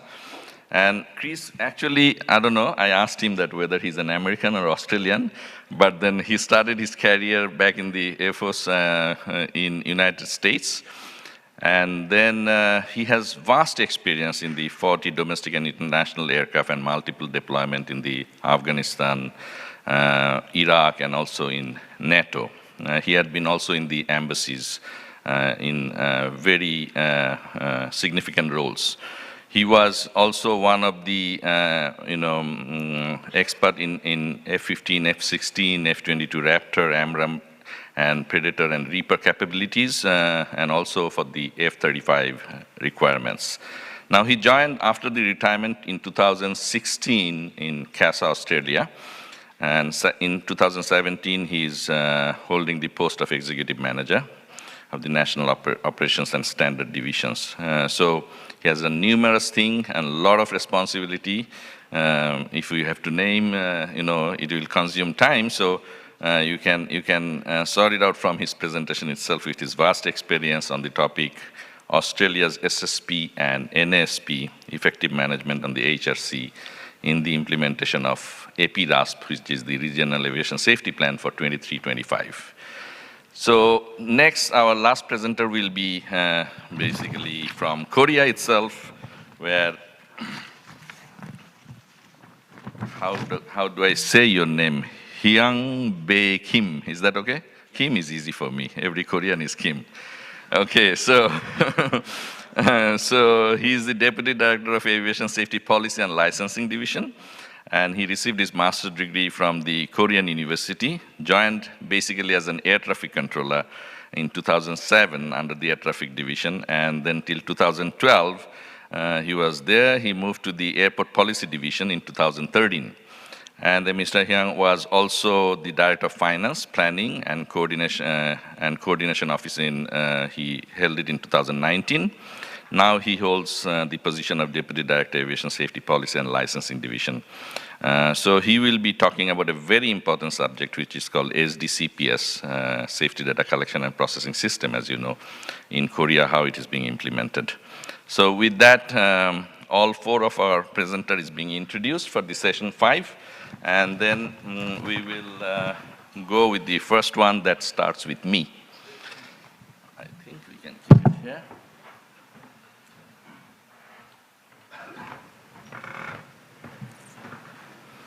All right.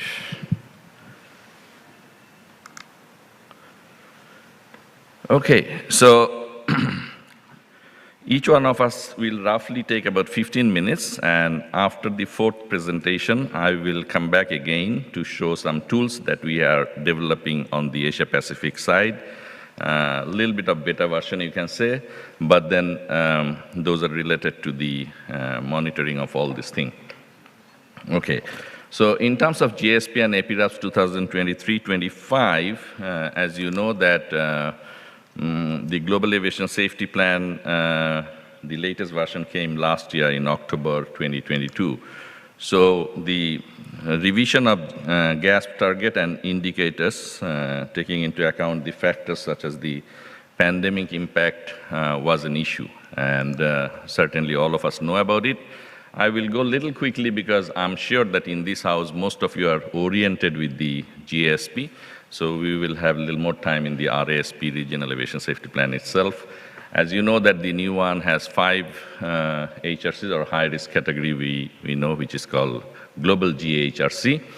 And certainly the impact of the aviation disruption events on the aviation safety, and it needs a resilience, and migration of the implementation support content, making the GASP solely strategic. So we have the document called GSP as a strategic, RASP, the regional safety plan that we call it operational maybe, and then the last one with the nations that you are making, which is the National Aviation Safety Plan, is the tactical document. So there are interrelation between all these three.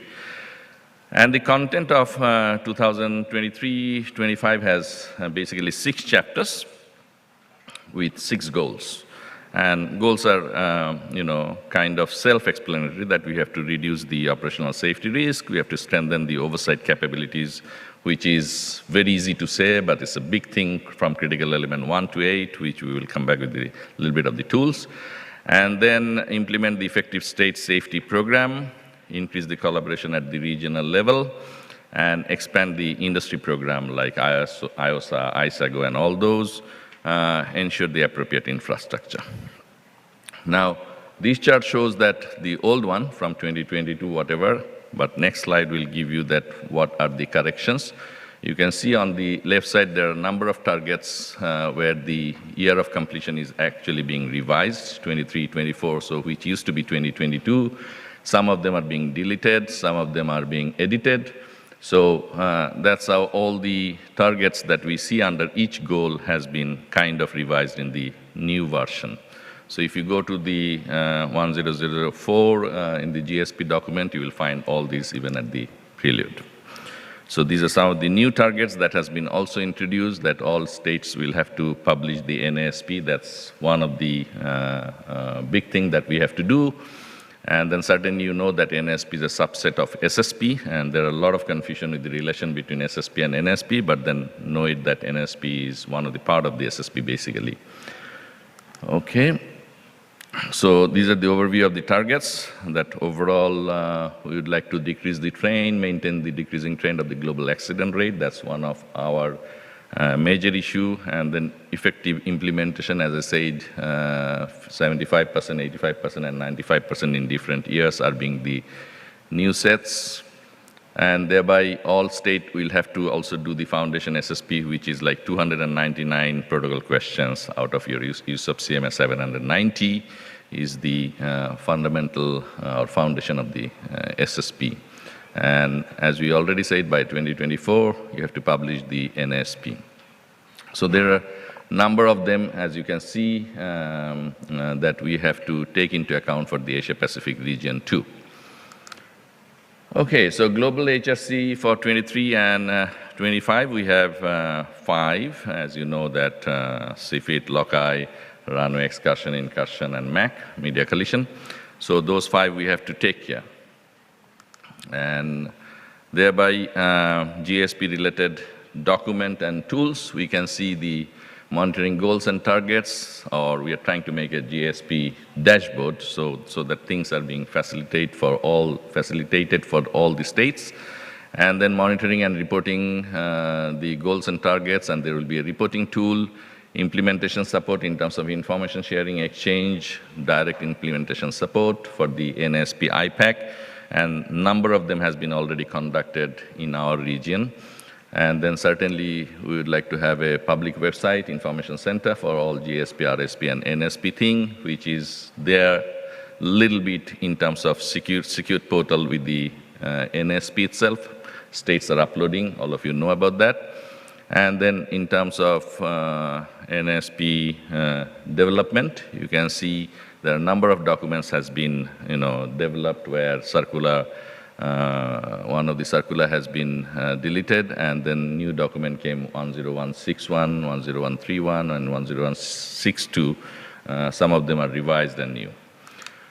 Okay, so yeah, these are the documents. You can see 10131 came up with the second edition, and where it updates the NSP guidance, and circular 358 has been obsolete.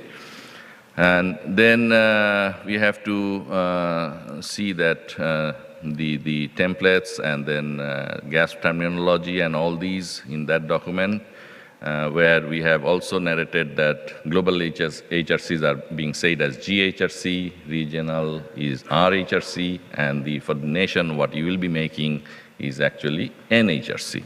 So that one point we have to remember. And certainly, the before GSP was embedded with everything, including the roadmap. Now, another fundamental difference is roadmap has been taken out to 10162. So now you know the GSP document is short, like 80 to 83 pages, I believe. And then the GASR exactly says you where you have to go. But one thing you have to remember, everything is like Safety Enhancement Initiative, we say, ACI. There are ACI in the roadmap of global document, which is the GSP. There are ACI in the regional document, which is the RSP, and you will be also developing as a nation the ACIs. So there has to be a synchronization from top, how it is coming, and the alignment is very, very important. Okay. So it develops and provides guidance of the ACIs, as I said. And the targets, once we want to build a safety enhancement initiative, which is the last action item, it must have targets that when and how you want to do that, okay? So that's what exactly I said on the 10162. And then if you have any confusion, if you read it twice, it's fairly easy, and then you will understand from the document. Certainly, we are trying to have more IPACs as far as possible. And then ICAO developed and dedicated NSP IPAC, and a number of them has been already delivered in this region. And for more information, you can also see the website as given in the link. There is an NSP library. As I said, that this is still in the secure portal because all of you will have to upload, and there is a state letter already published on that, and then almost 60% of the Asia-Pacific states have published. But point to note here is that you have done it before the new version of GSP, but October 2022 GSP has been changed. Roadmap has been isolated. 10162 has been introduced. Circular 358 has been abolished. So there are fundamental, dynamics that you have to take into account. But In the 10131, hardly it changed in terms of, chapters and the headings. So thereby, you may have to a little bit revise what you did before 2022. So that is one of the points that you might have to take care. And this is another dashboard that we are saying on the GSP might come in the third quarter of the 2023. And I already explained between the GSP and the roadmap, what are the differences coming up. Okay. Now, in terms of Asia Pacific Regional Aviation Safety Plan, RASP, we have to now align with all these changes. And you see the complex task because every 3 years, GSP gets changed, and then we have to also jump around with the RASP to align. And nation also will have to align with their NSP. And it's not an easy task in 3 years cycle, if you say, because by the time you start, the document does not come out. Let's say document has come out in end of 2022, so you can't start long before, if you even want to. And many places you had been on the phase of implementation. So that's a challenge. We have to think that how we do this overlapping part of it is another challenge what we are seeing in the region. So when we have to build up APRASP, we don't have a expert group or study group like headquarters. In the region, we face a lot of challenges to get people and then try to know the GSP, what is coming, and then try to interpret ourselves because there is no training session at that point in time, and then try to incorporate in the RASP as fast as possible. So that becomes a challenge. And then still we are trying to do that, forming an expert group from states, taking your expertise, and then, thank you very much that all of you have supported in the last one. And when we say that, one of the major problem is the EI that we have. That means that exactly says that where is Asia Pacific. We don't really get 50% of the state on board often. So you see the 13 states on the left is starting from 5% EI to 49% average is something like 36%, where we have only 11 states in between 60 to 75, from whom we can expect a little more, and then a couple of states on the right side, and they are coming up in the expert group and then trying to support us.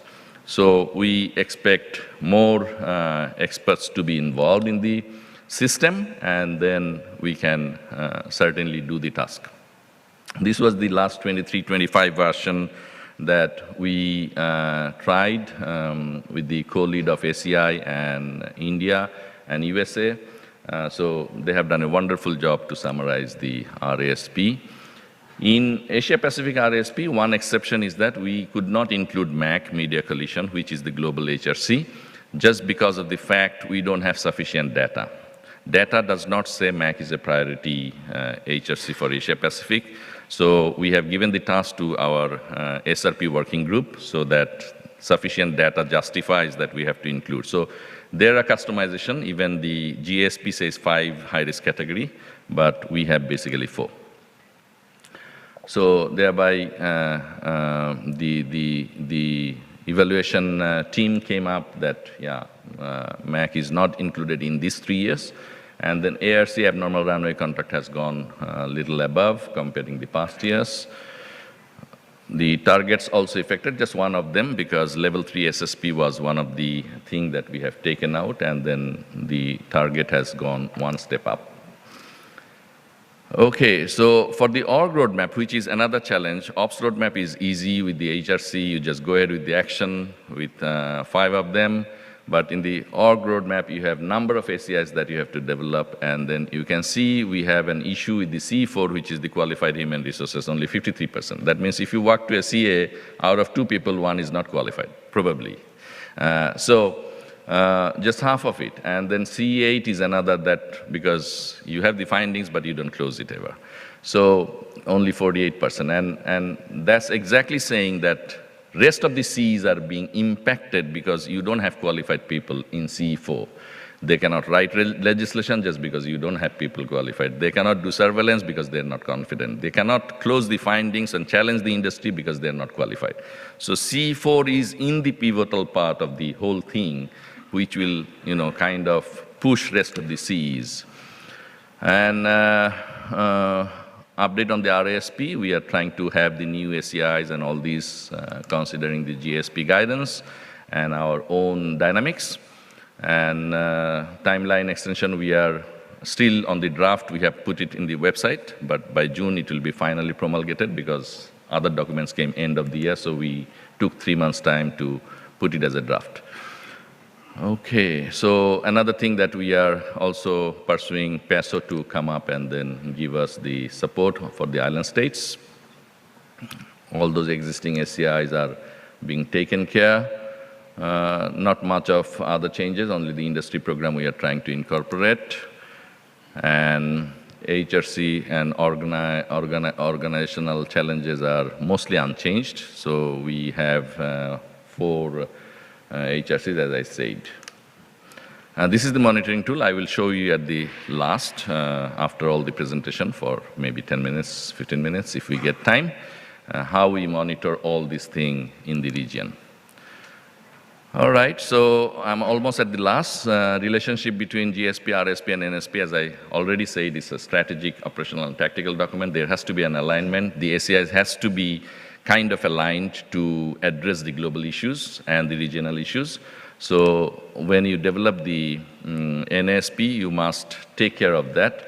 And certainly critical elements, ICAO, all 8 critical elements are fundamental, sitting in between as a core thing. Component 1, component 2, one is oversight, one is SSP. Within component 1 and component 2 is phase 1, and phase 2 is nothing but critical element 1 to 5 and 6 to 8. So thereby SSPIA is another issue that we would like to put out for component 2 unless you are matured to level 4. A lot of CAT and technical assistance mission is going on in the region so that we can support. So that's all. Maybe we will take all questions at the last. I'd like to invite Captain Jani for the next presentation. Thank you.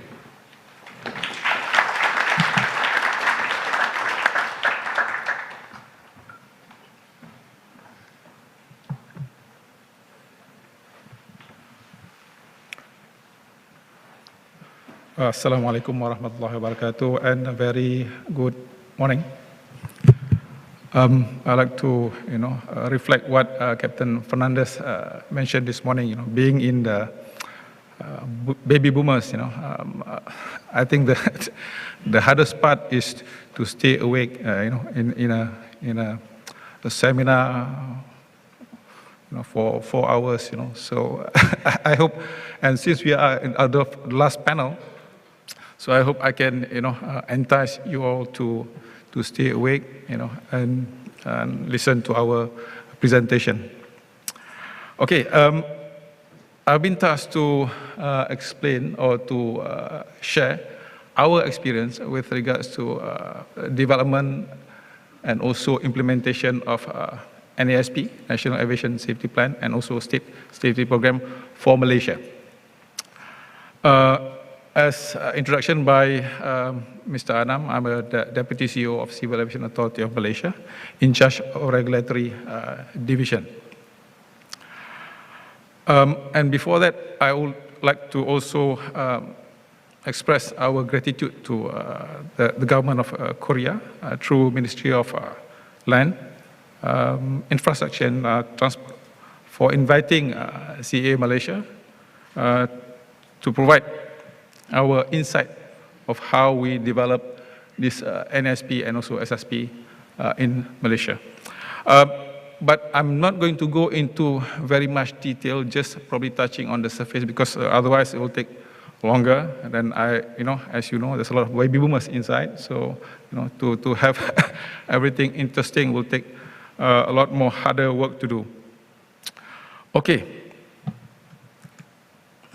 A bit of overview of my presentation.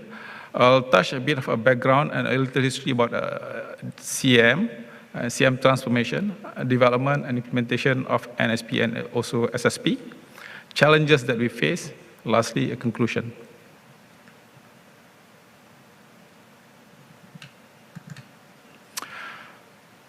A bit of history about CM. We were Department of Civil Aviation before 2018.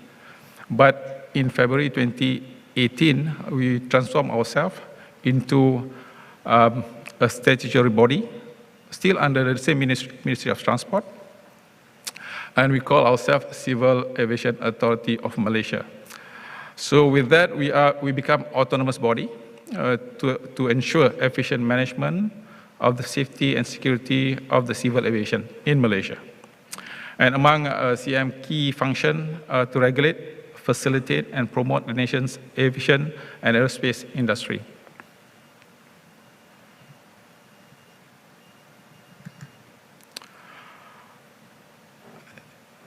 Just 1 year after our induction into Civil Aviation Authority of Malaysia, we were audited by FAA in April 2019, to be exact. And the effect was that, we were downgraded in November that year. And the same year, we were visited by 2 missions, CAT mission and also a TAM mission in December and also February. December 2019 and February 2020, respectively. And I think the result was not very good. Fortunately, during one of the mission, the TAM mission, they provide us with civil aviation master plan. Okay. So when we were downgraded, we were, probably hit hard by the effect of that downgrading. And we have to pick ourselves up, and because of that civil aviation master plan given by or drafted by the TAM mission, we were able to sort of plan ourselves. So that downgrading, in fact, became the impetus for our transformation.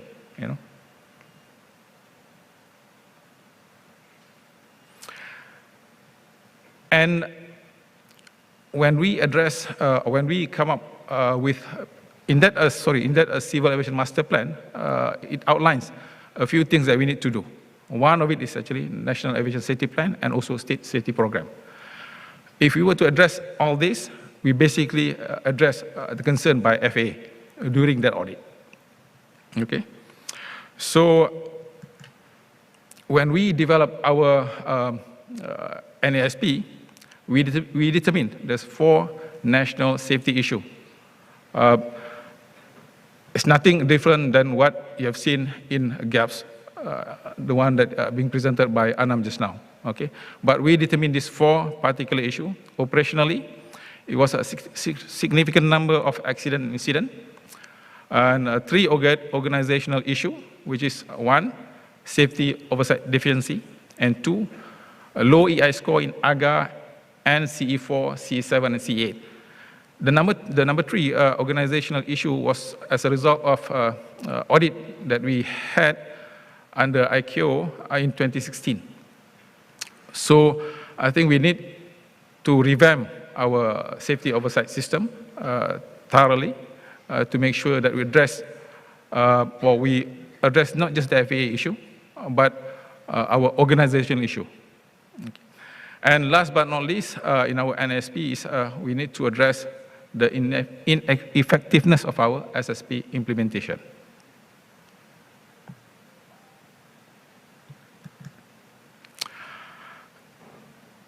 And in doing so, we set up 3 goals for our NASP.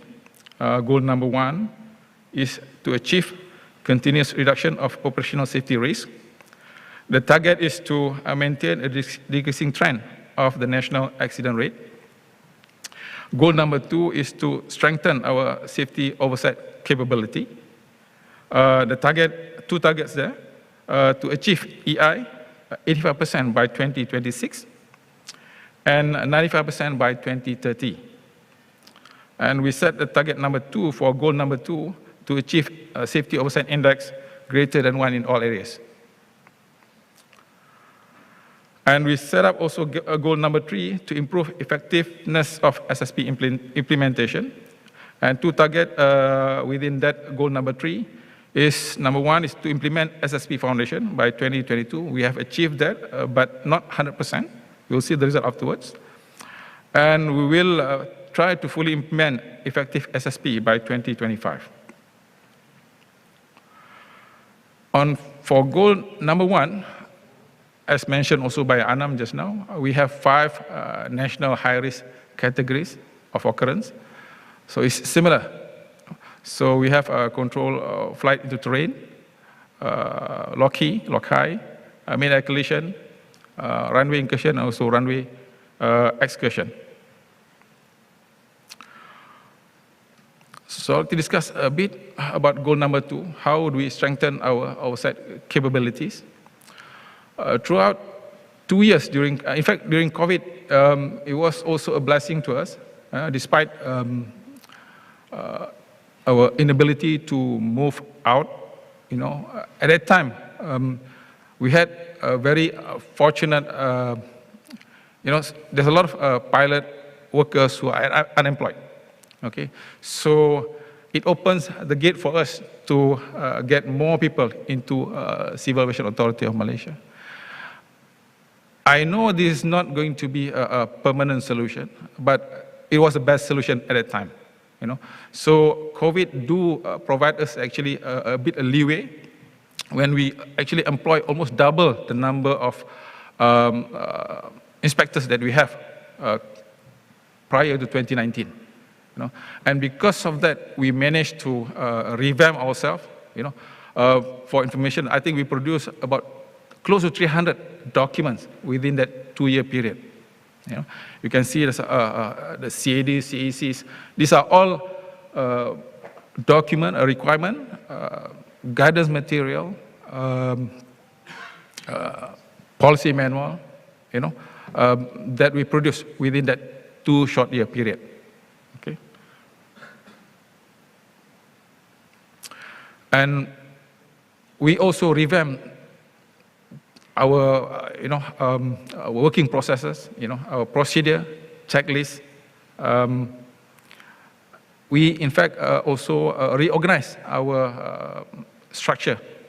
Some of the division is combined to make it more effective. Previously we have ANS and also AGA separately. Now they are together. To have a bit more cohesiveness in the way we do things.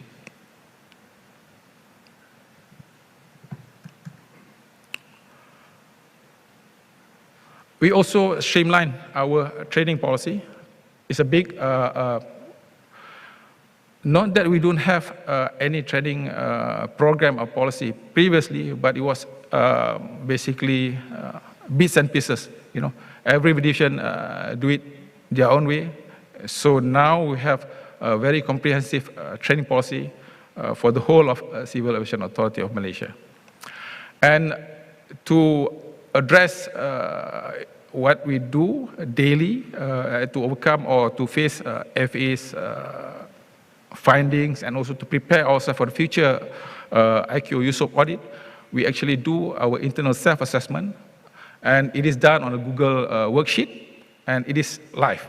So everybody within the regulatory division is able to go into that Google Drive and update, and it is continuously monitored by our quality and standard division. And whenever there's improvement to the findings, or sorry, any evidence that is being put in will be validated and will be accepted as satisfactory. As you can see, this what we have currently, through our self-assessment program. As you can see, in 2005, we had our first ICAO USOP audit. And in 2016, we have the second USOP audit. So we have not had other USOP audit after that, except for the FAA audit in 2019. Okay, so the one on the right is actually our current self-assessment, I would say the percentage or indicator, our current position at the moment.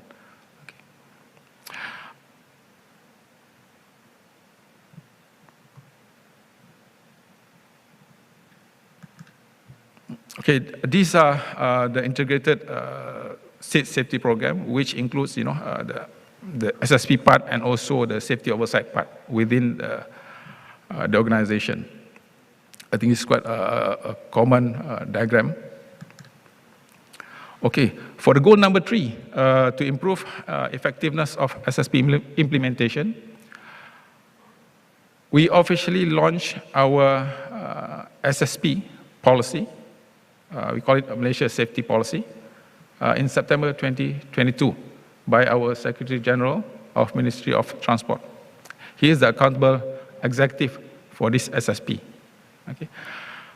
Again, launching doesn't mean we have not done anything before that. It's just that officially we are launching it on September of 2022. Okay, so we have the document on our website.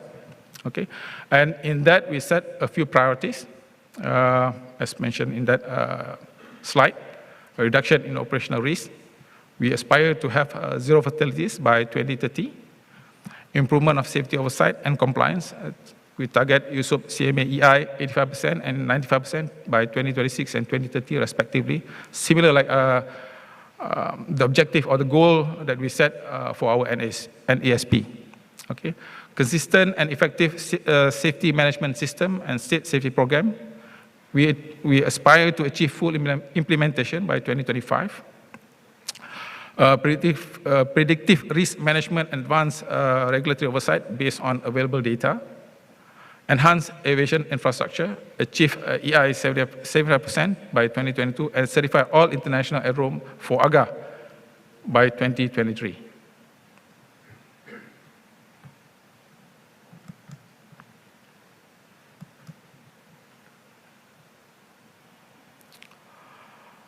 And for goal number 3 also, how do we monitor our SSP implementation? We have 3 different levels of group. One is the safety coordination group, chaired by the SecGen himself, okay, which includes CM and also the investigative body within the Ministry of Transport.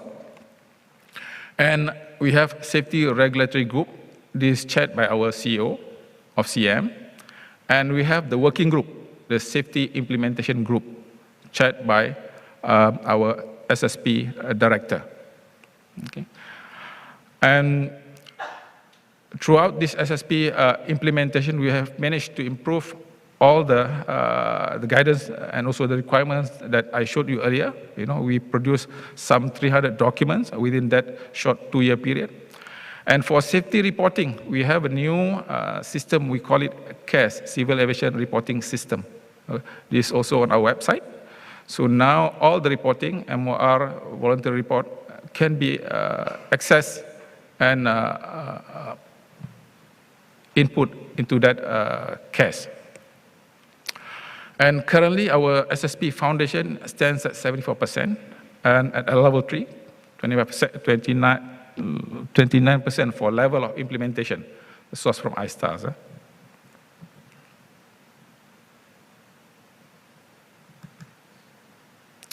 Okay, challenges. Like I mentioned earlier, we have a couple of challenges in trying to implement this NASP and also SSP. I think that the topmost challenges will be capacity building. And human resources actually, they are together. Currently, we have quite a healthy number of inspectors, but these people is actually, they were inside CM when COVID is around. Now COVID has gone. So you can see a lot of, actually, quite a number of them is actually leaving the organization for the airlines. So we might face another shortage of these inspectors. So we need to find ways how to overcome this issue. And we also have organizational cultures resistant to change. I think it's quite common to any organization, and when we want to do anything new, there's always resistance. And we try to make sure that our regulatory compliance is at the topmost requirement. And we also try as much as possible to conduct stakeholder engagement And another thing that is crucial is continuous improvement or maintaining momentum. I think sometimes we like to build house, but it's very difficult to maintain the house. Similarly, we like to do things first time, but to maintain it is even harder. So this is one of the challenges that we try to address as we go on. Okay, and my last slide, actually, a conclusion. We are actually on track to achieve most of this NSP and also state safety program goals and targets. And we are continuously going to address all the issues that we face. And when it comes to capacity building, we are going to continue training our officer, our inspector, and we are also going to continuously upgrade our training policy to make sure that it is always on track and up to date. And we are also going to continuously collaborate with our stakeholder to make sure that they are also in tune with what we have within our organization. I think with that, that is the end of my presentation. If there is any question later, I can probably ask me. Okay, but I have to put a disclaimer here. I'm not an expert. I'm a deputy CEO, but I'm not an expert. But I'll try to answer the best I can. Okay. So once again, before I retire, my sincere gratitude to the organizer for the opportunity and the hospitality. Thank you.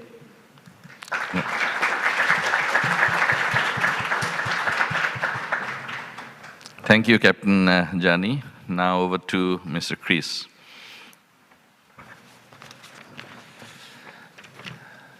Good afternoon. First, I want to thank the Ministry of Land, Infrastructure, and Transport for the opportunity to speak and for the hospitality here. Thank you very much. Many of the programs I'm here to speak about, I'll have to do my own slides. Let's see if I can.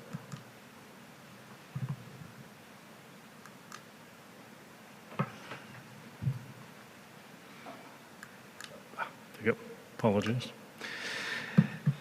Several of the things I'm going to speak about today, the previous speakers have already touched on. So I'm going to take the opportunity to try not to repeat what they've said and expand on our experience in Australia on how we approached integrating this not only as a theory, but actually something in practice, which is something that'll be unique to us. Everybody has a different size and complexity and engagement with government. So we're happy to have a discussion later on about how we did it and what might apply, what might not.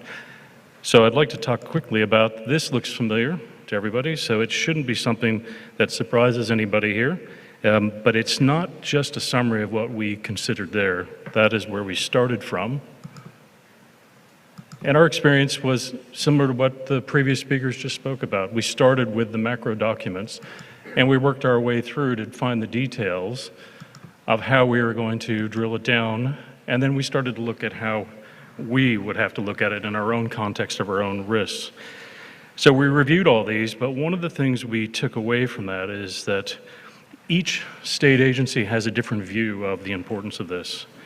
So one of the things that we realized that we had to look at the outcome we wanted to get to and then pretty much reverse engineer it. Because if we don't, we would have a tendency to stray. In my country, we engage across government, and quite often governments have different and competing needs. So we had to establish what we felt our needs were, but also understand what theirs were as well, because as governments change and ministries change, as an independent authority, we still have to work with them. So we have to identify the risks and make sure that we all understand and we're working towards the same risk, so a common shared goal. Many of the things I'm going to say that we found that worked are going to be basic to things, but they just reinforce the importance of the things we know that work in addressing them early and often. So one of the things that was the important part of this of identifying our risks was also identifying where it was housed in the many different government plans. So everybody knew which part they had to play in it. So everybody knew what part they owned and what they were responsible for when working with someone else. And that eventually leads us to hopefully what our future state will be, and that's starting with the risks and challenges. So one of the risks and challenges that we had to look at is to make sure that everybody understood the importance of aviation safety and the goals there. Now, several years ago, I think that would have been more challenging, but we found on the heels of COVID that people recognized for once that the aviation is a national asset, and it goes to infrastructure, it goes to commerce, and it touches everyone's life and everyone's business, and a great deal to do with security as well. And the challenge came. So this time we had more of an appetite from our counterparts, which was really refreshing for us. It enabled us to advance this in a more holistic manner than we would have probably expected 5 years ago. So even the non-aviation people that we had to deal with understand the value and what it brought to the table. So one of the things we looked at that is new and emerging, which is not is new anymore, is ARPAs. Very, very prevalent in Australia. They're everywhere all the time, and they're all around the runways, and everybody wants to take a picture of an airline on short final. We continue to work hard. Other things are operational complexity. The construct with which we work in is different than some other countries, broad distances between, not enough coverage to have surveillance coverage of the whole country. So there's gaps in between, so it's almost transoceanic in some parts of inside the country because it is that far dispersed. One of our challenges. Infrastructure. A few new airports coming on board, which is very good. It has been some time, but there's several opening, and that increases some of the complexity that goes with a third airport in the Sydney Basin, which is a major one, which is a significant airspace complexity issue for us. And then the aging fleet, not only the aging commercial fleet, but a very significant aging GA fleet as well that creates some risk for us. One of the things that we also have to deal with is emerging tech, which many people have spoken about, and that's how to integrate these as well. And that includes AAM, sustainable fuels, carbon zero, and how to integrate this into something that is tangible and effective and something that's achievable rather than just a theory. So we had to consider all this in creating our plan. And then one of the things, I apologize, I got a little ahead of myself, is one of the things that we're facing, which I think many countries are as well, and that is the workforce capability. Originally it was a pilot issue, and now it's a lot around the engineers. They're a significant issue in terms of getting them to all the places that need them with the expected rise in operations over the next few years. And then just our own organizational state complexity. Everyone will have their own way of navigating with inside and what you have to deal with. So that was a part of our consideration, and I'll talk to how we manage that here shortly.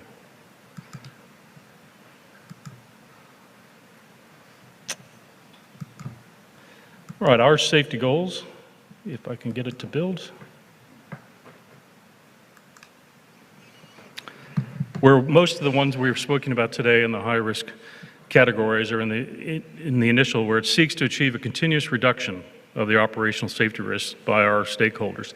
Now, one of the things we took great pains to do, what we probably haven't done as well in the past, is how it has involved industry. A lot of times the mentality is we're telling you how to be safe, but in this case, for some of these high-ticket, high-risk categories are how they deal with them and where they see the risks at. And we've had significant engagement and changed airspace in particular based off of inputs on these major areas. So the engagement with the industry early and often as a partner in this proved to be very fruitful for us.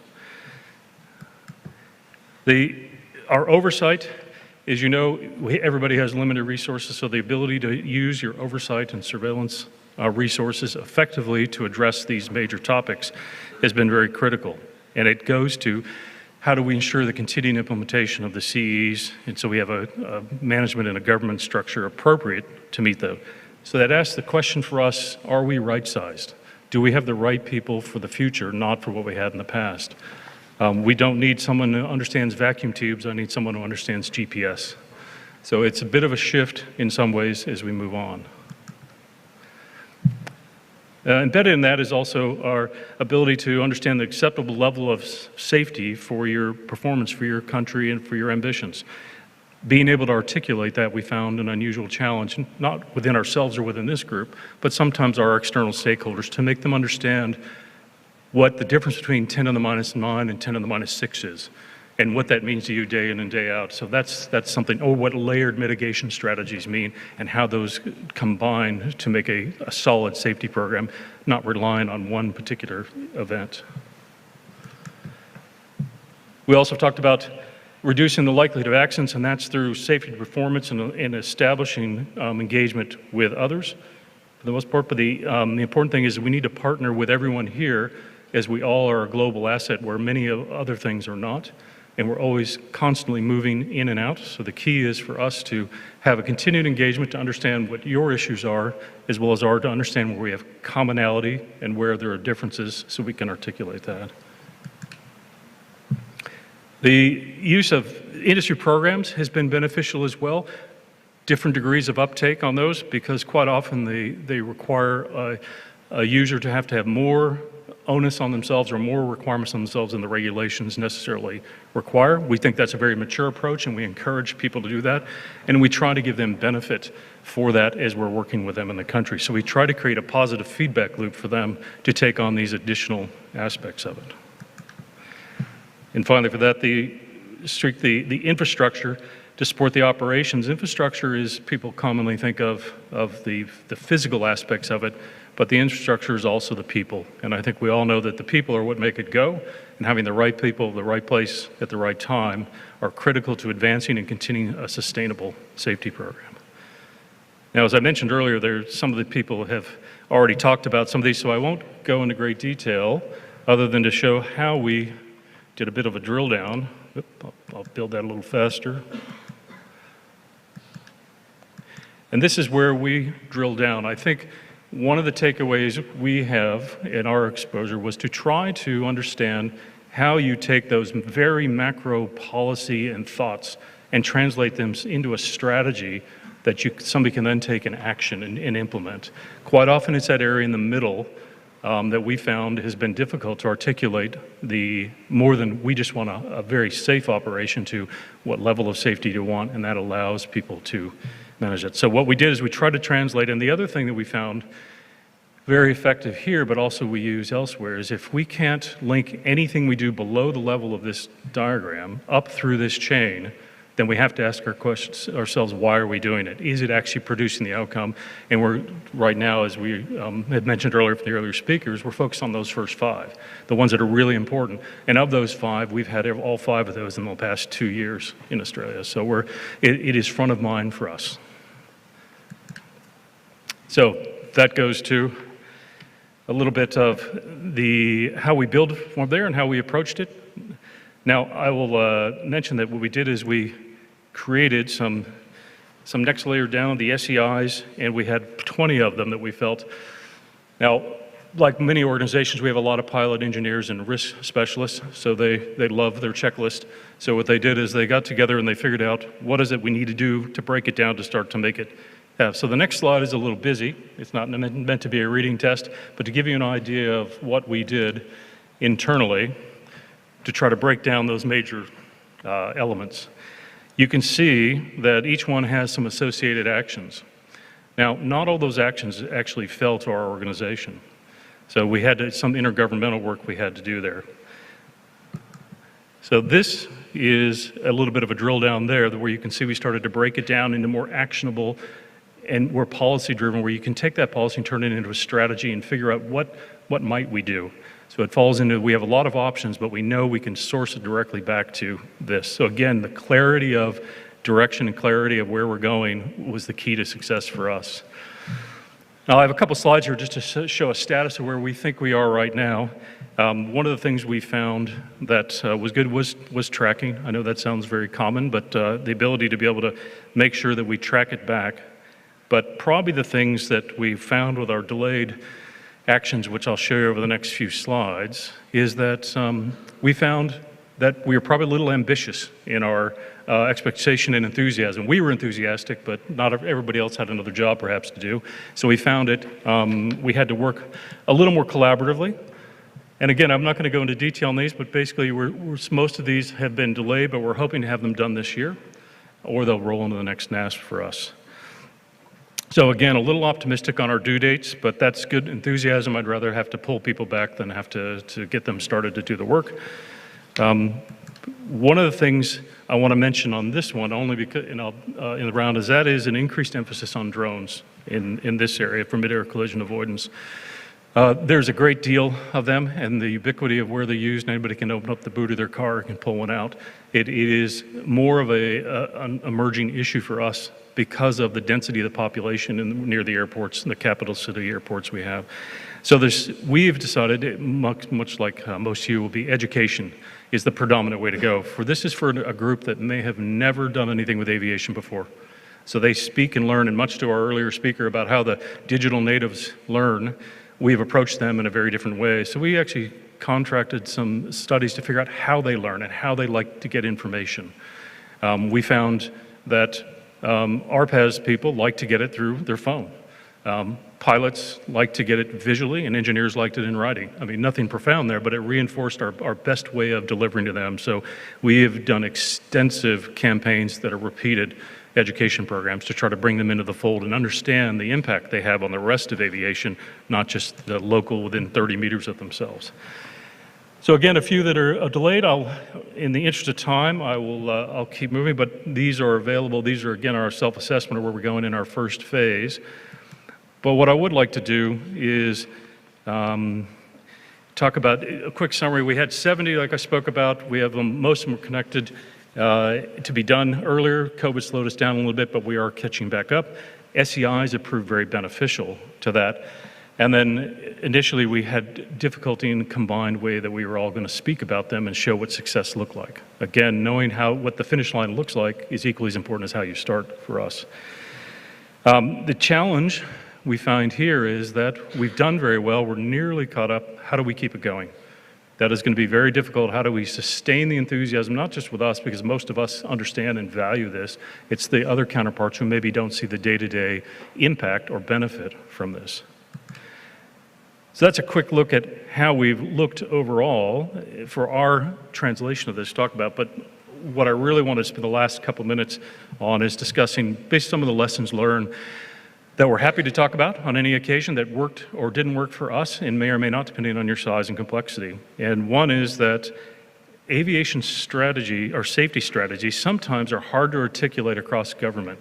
They don't understand why you're doing something and how that creates an outcome. So we found that challenging to make a bridge of our strategy to task for them. One of the ways we did is we had to go back and look at what the definition of what high risk means to us versus someone who is not in the aviation business. We had an occasion where someone thought an engine that was shut down was catastrophic. That's not a term this organization, this group would use, and we said, and we didn't seem particularly excited about it, but so it's a bit of a translation to have a common language to speak of. So we spent a great deal of time on that. One of the things, other things we did is we also, in advance of this, brought over an officer from the ministry, our ministry equivalent, into our organization for 6 months prior. So they learned to walk and talk like us and understand what we did, how we did it, and why we got where we were. That was a great investment on our part. When they went back, they were an advocate when it was appropriate, but more importantly, they could translate to the rest of the government agencies, perhaps the security, because we don't own security, to understand why this is important to us or how it might impact, because they had that now in-depth knowledge. That was a great investment. And we also put somebody in their house for 6 months as well, so they came back and understood how the policy system works at that ministry level. And then identifying legislative challenges that go with this. We all have great ideas, but trying to put them in effect, sometimes legally, takes a great deal of time. So identifying those early and understanding whether you actually have the legal ability to take that action, or do you need to leverage a partner to be able to get that to happen. So we're also able to coordinate nothing profound by having the right size group, kind of Goldilocks, not too big, not too small, but just right in the middle, because bureaucracy loves a committee, and committees will end up slowing you down. So we worked very hard to try to get the right size so we had people who could actually have the authority to make things happen and come back to the group and deliver on those. So as I mentioned that one of the key was identifying the key, what the question we're trying to solve was, and making sure everybody had a common language and do that. So that knowing, so we're all working towards it, people could see the connection of the work they were doing. Identifying the right people who could do it was key to us, and then investing the resources, which is difficult. Everybody is resource constrained. So finding the right people and dedicating to them paid dividends for us as we go forward. And then identifying the high-risk occurrences where we're able to focus those limited resources and get the high returns on those and not work on things that perhaps we'll have to work on another time.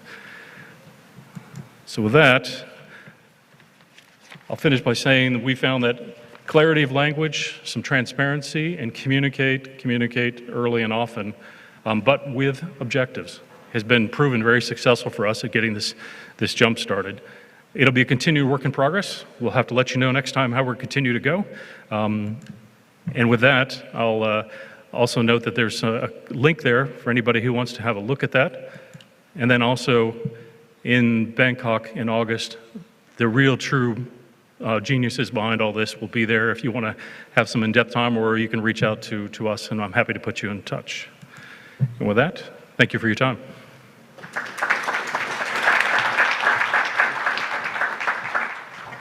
Thank you, Chris. Now over to Young Bae Kim. Yeah.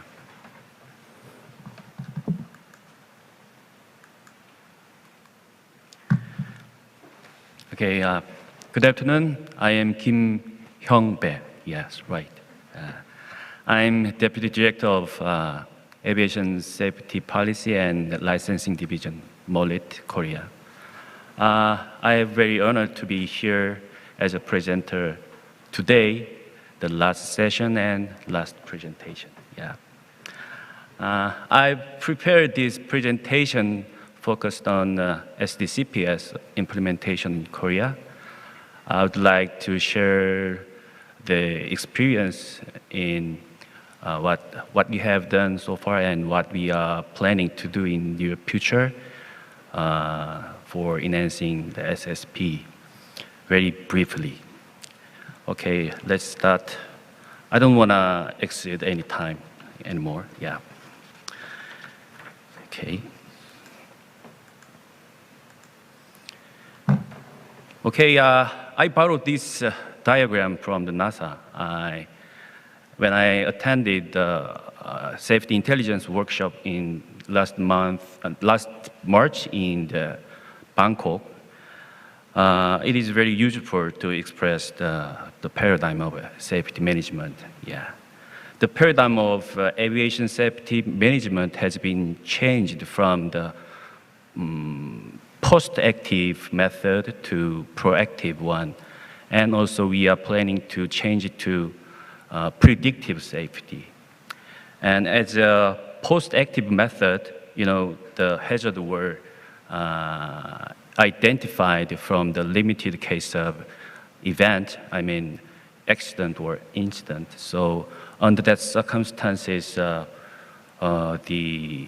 identifiable hazards were very limited so that we could not properly manage the risk. Yeah, so it has been changed to proactive method that the hazards can identify from the various data from such as safety report or oversight report and operational context and so on. So based on those identified hazards, we could properly manage the acceptable level of risks in proactively manner.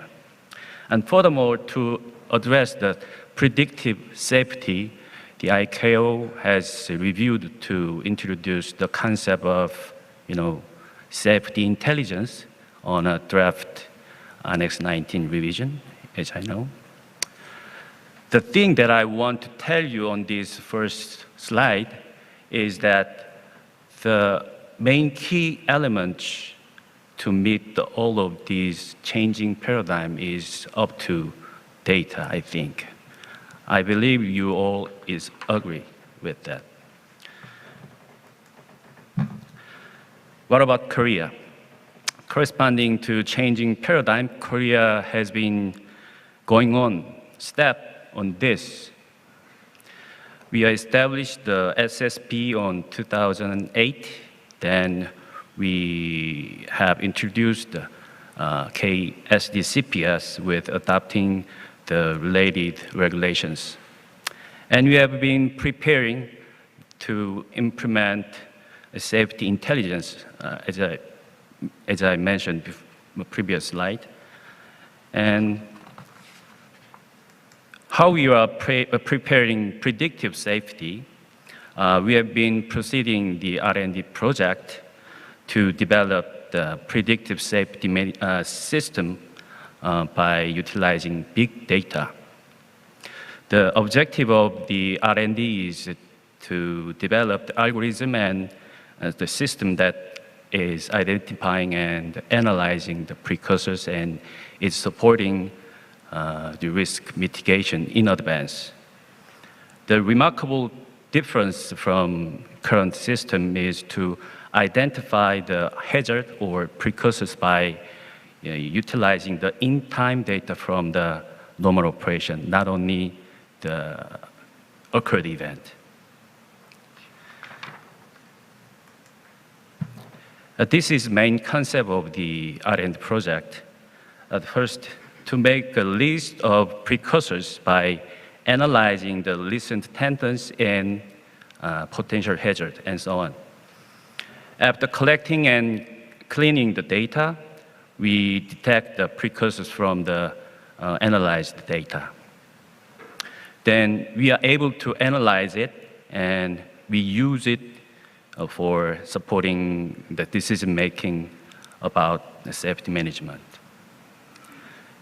As you see, it is very simple concept, but it is not easy to make, I think.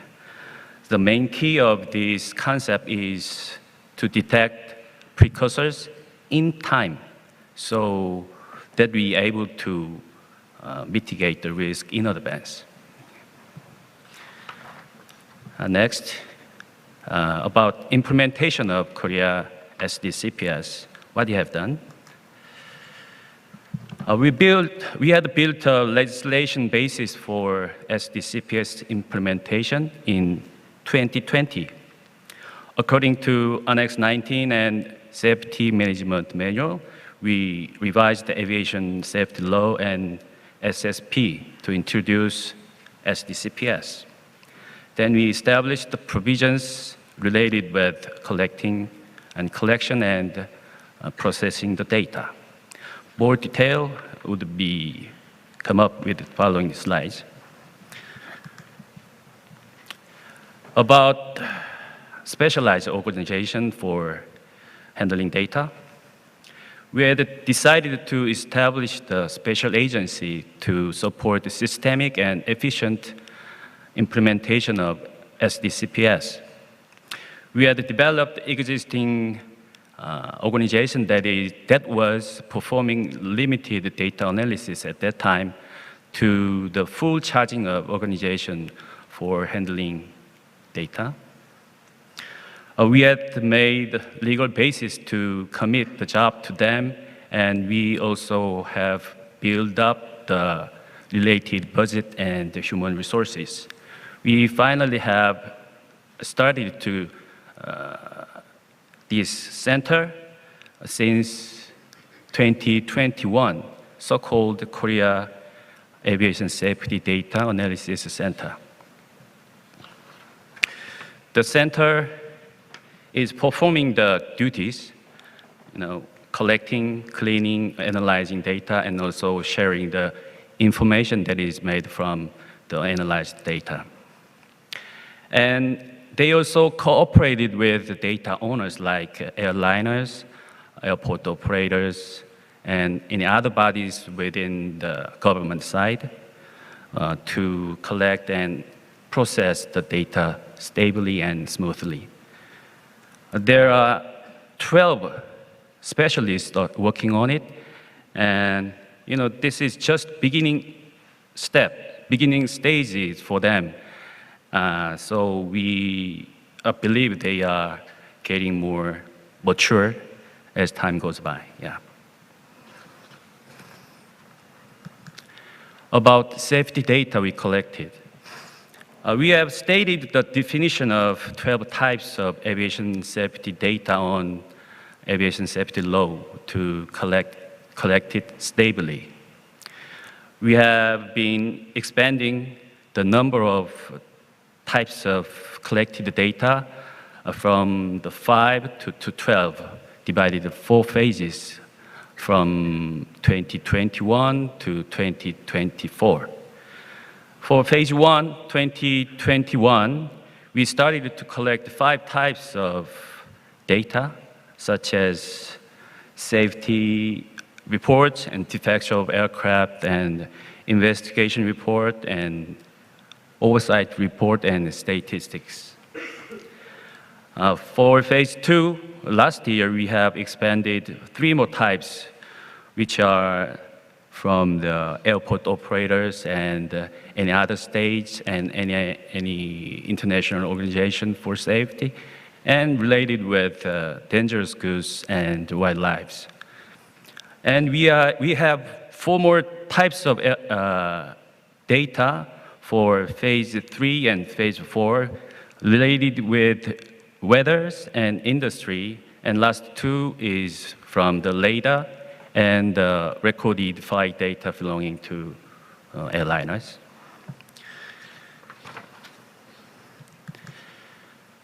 Okay, beyond the legislation basis, we have tried to cooperate with data owner to collect data more stably. Yeah. Especially, we have closely negotiated with airliners for collecting the recorded flight data, as I mentioned before, belonging to airliners. It is not easy to collect recorded flight data, because the data has a little bit sensitive information on it. So we think the data owners seem to hesitate to open to government side. So we try to keep talking with it. Yeah. This is common diagram for SDCPS, the process of data handling. We have made the standards and the procedures to collect and handle the data. We collect and clean the data and to analyze it according to the procedures and standards that we made. Then the specialists analyze the collected data and produce the meaningful information by utilizing it that data owners want. The information is used for supporting government or data users to manage on their own safety. How it utilized. The 8 types of data which have been collected so far are utilized for issue analysis, risk assessment, and safety performance management. It is very basic material data for common risk management activities. And 4 types of data which we are planning to collect would be utilized for building some systems we are planning, such as in-time information sharing system about turbulence and detecting precursors and big data analysis. The first one is related with the system that is shared by the yesterday presentation, Dr. Bae, Captain Bae. Yes. It is a collaboration plan between government and airliners. The origin system has been planned to set up by Korean Air. We're gonna collect the analyzed data that is obtained by available airliners. And we integrated the whole data we collected from many airliners, and we produced integrated information and we shared to all of airliners. It is our full picture of that plan. Next, we have been trying to keep close with the related bodies to establish the objective decision-making system for safety management. There are several types of meeting groups that are held regularly to discuss or share the information about safety issues. And we are planning to organize the working groups to accelerate the collection and processing the data from recorded flight data belonging airliners. The steering groups would list up the meaningful precursors and consult how the precursors related to hazards. We try to share the decision-making process to let them know how to use and how to handle the data that they provided to us. Yes. Last pages. There are still several challenges on SDCPS we have to deal with. And as I mentioned before, we have talked to each other very many times, but there is still some different perspective on data collection and processing. You know, data owners are trying to keep their data within their silo, and they believe they properly could manage their risk only by their own data. On the other hand, government are trying to collect data as many as they could, and they don't believe single data owners cannot manage their own risks by only their own data. And government believe they can integrate all of data collected from the single data owners, so we can provide meaningful information and or useful information that is made from the integrated data.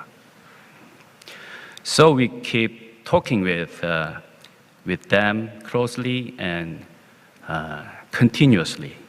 We are trying to show them what we are planning to build eventually. Next challenge is about not specified the data users' expectation and needs. This challenge is about data custodians or stewards' perspective. Yeah, data users want to have the information to support their right decision-making properly. And however, unfortunately, most of data users have not specified and or clarified exactly what they want. So it is not easy to process the data properly and efficiently. So the government as a data users has to clarify exactly what information would improve and contribute the right decision making. To do this, we have more conversation with many stakeholders like data owners, users, stewards, and custodians, and so on.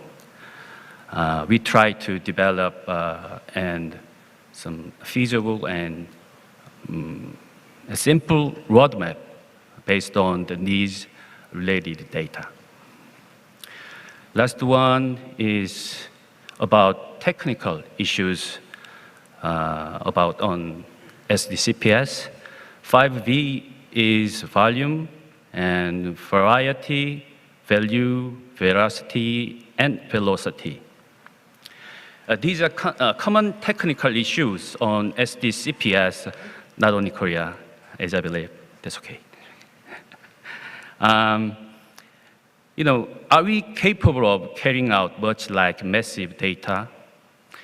And is the data reliable and consistent across various systems? Does the data represent the right attributes and relationship, or does the data meet our needs? Is the data accurate, correct, and up to date? Last, is the data available when we need in timely manner? You know, the data we are handling is getting bigger, getting heavier, and more various.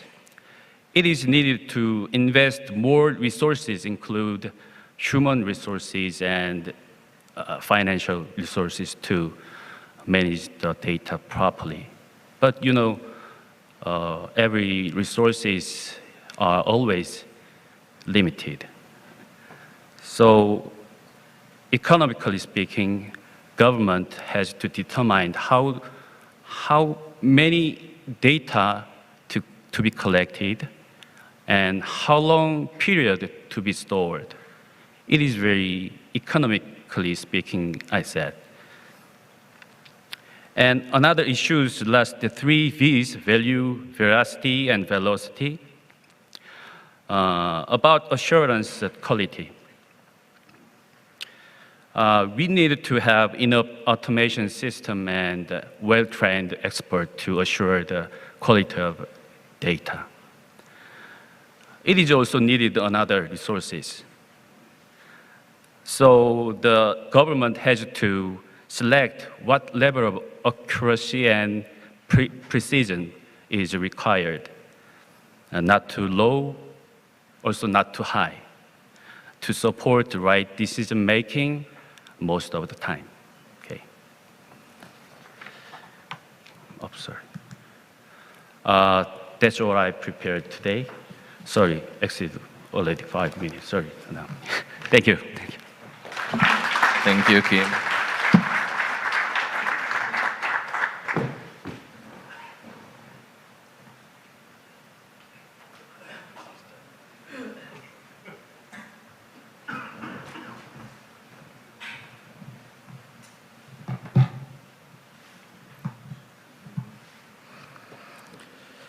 Okay, so thank you very much, all the speakers, for your wonderful presentation. In the last part, we will go through a little bit of tools that in the Asia Pacific we try to do on the whole monitoring and oversight. And it's probably will like it, some of it. So first of all is the APAC monitoring tool. So as we had been talking about the NSP and then RSP and GASP, the last action item is the SEI, Safety Enhancement Initiative, which you have to basically implement. So what we did is that we have made a SEI monitoring tool as a dashboard. Then we have the problem of GASP, as I said, changing every 3 years, and then we need to monitor the cross-reference. Otherwise, it's pretty difficult that whether states are aligned, whether region is aligned and all this. So we wanted to make a GASP, APRASP, NSP cross-reference. And then each one of the NSP, when state promulgates, whether they're implementing is another important issue. It's not only a document. There are a lot of actions that they have to do. So then whether the implementation we can monitor. And then GASP, APRASP, and NSP, ACI implementation, whether they're aligned finally, so that we can understand that, okay, we are in line with the globe, something like that. So I have drawn the flowchart myself. Bangladesh has helped in terms of giving me the software support and developer supports. So then we have come out with this, but then it can be further improved a lot. Let me show you one. I don't know, I have to see both now. Is there any more boat? Is this a boat? I don't know. Bridges. This is a bridge, maybe. Okay, good. Sorry. Okay, so inside the ACI monitoring, you see what we have done carefully. On the left, we kept it fixed. These are the ACIs. On the right is all our 39 states by flag. Okay? And then on the top, it is all CFIT, LOCI, so we can segregate by HRCs, all the ACIs that has been developed here. So if I give CFIT, only CFIT will come. If I give LOCI, then LOCI will come. Okay, if I give all, then all of them will come. And then there is A called under review, B called implementation status by the state. That means whether state has adopted the ACI. And then C is implementation by the operator. That means you have 10 operators. You consolidate and tell us how much in percentage that operators has adopted this, okay? And then D means all action completed. That means you have given it, you have taken yourself, you have given it to the industry has implemented, and then things are being done. That's how you fill it up, this A, B, C. So if I go just Australia, they have done A 100%. On the model regulation of the ground proximity GPWS. That means we have supplied as an ACI the model regulation.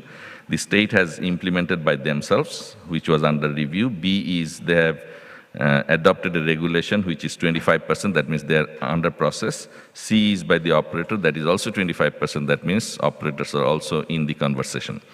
Like that, each one of the state we can monitor for all these 19 ACIs or 20 ACI has been developed, and then where are they? And when it is full tick means all action taken for that particular ACI. So that's how we can monitor the ACIs. Then we have the GASP, APRASP, and the NASP cross-reference, where every time the document is being revised, let's say 10131, it says how many chapters has to be there in the NASP and all this. We put it on the left, and then on the right, we keep it fixed, and then we go by the state, all 39. And then we ask the state that upload your, where is the location in your NASP document, the chapter number 2, 3, 4, 5 chapter number that you have addressed, the overview of the NASP, including structure, according to the doc 10131. That means that will give us an alignment that, okay, I have gone through the ICAO document, and then I'm doing my overview according to the guidance of 10131.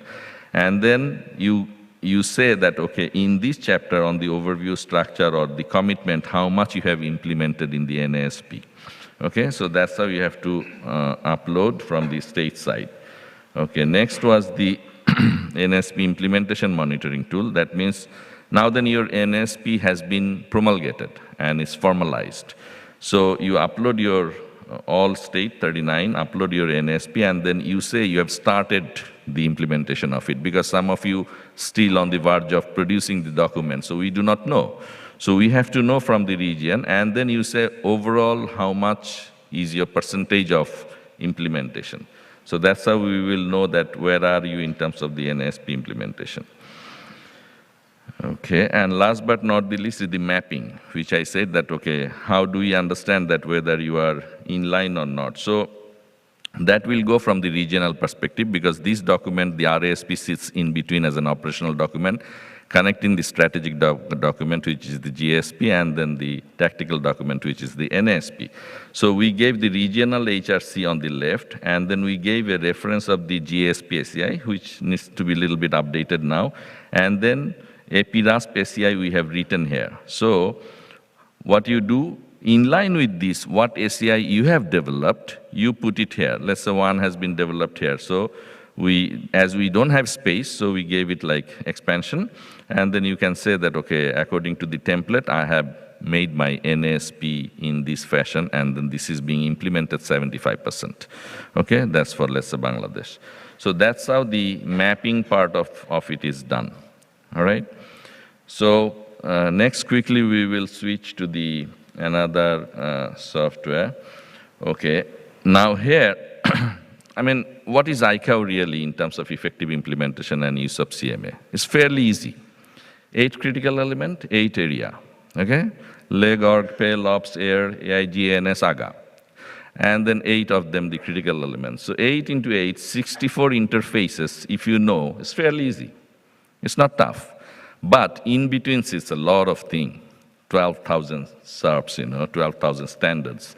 And then safety oversight can be how complex. So what we thought, if once we go to the field, that why not we find something which will give a state a capacity in terms of effective implementation of the critical elements.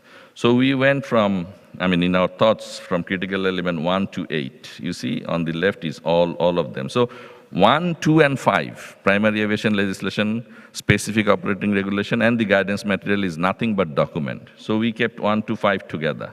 Okay, in the 1 to 5, I'll not go into details, I'll just show you the overview.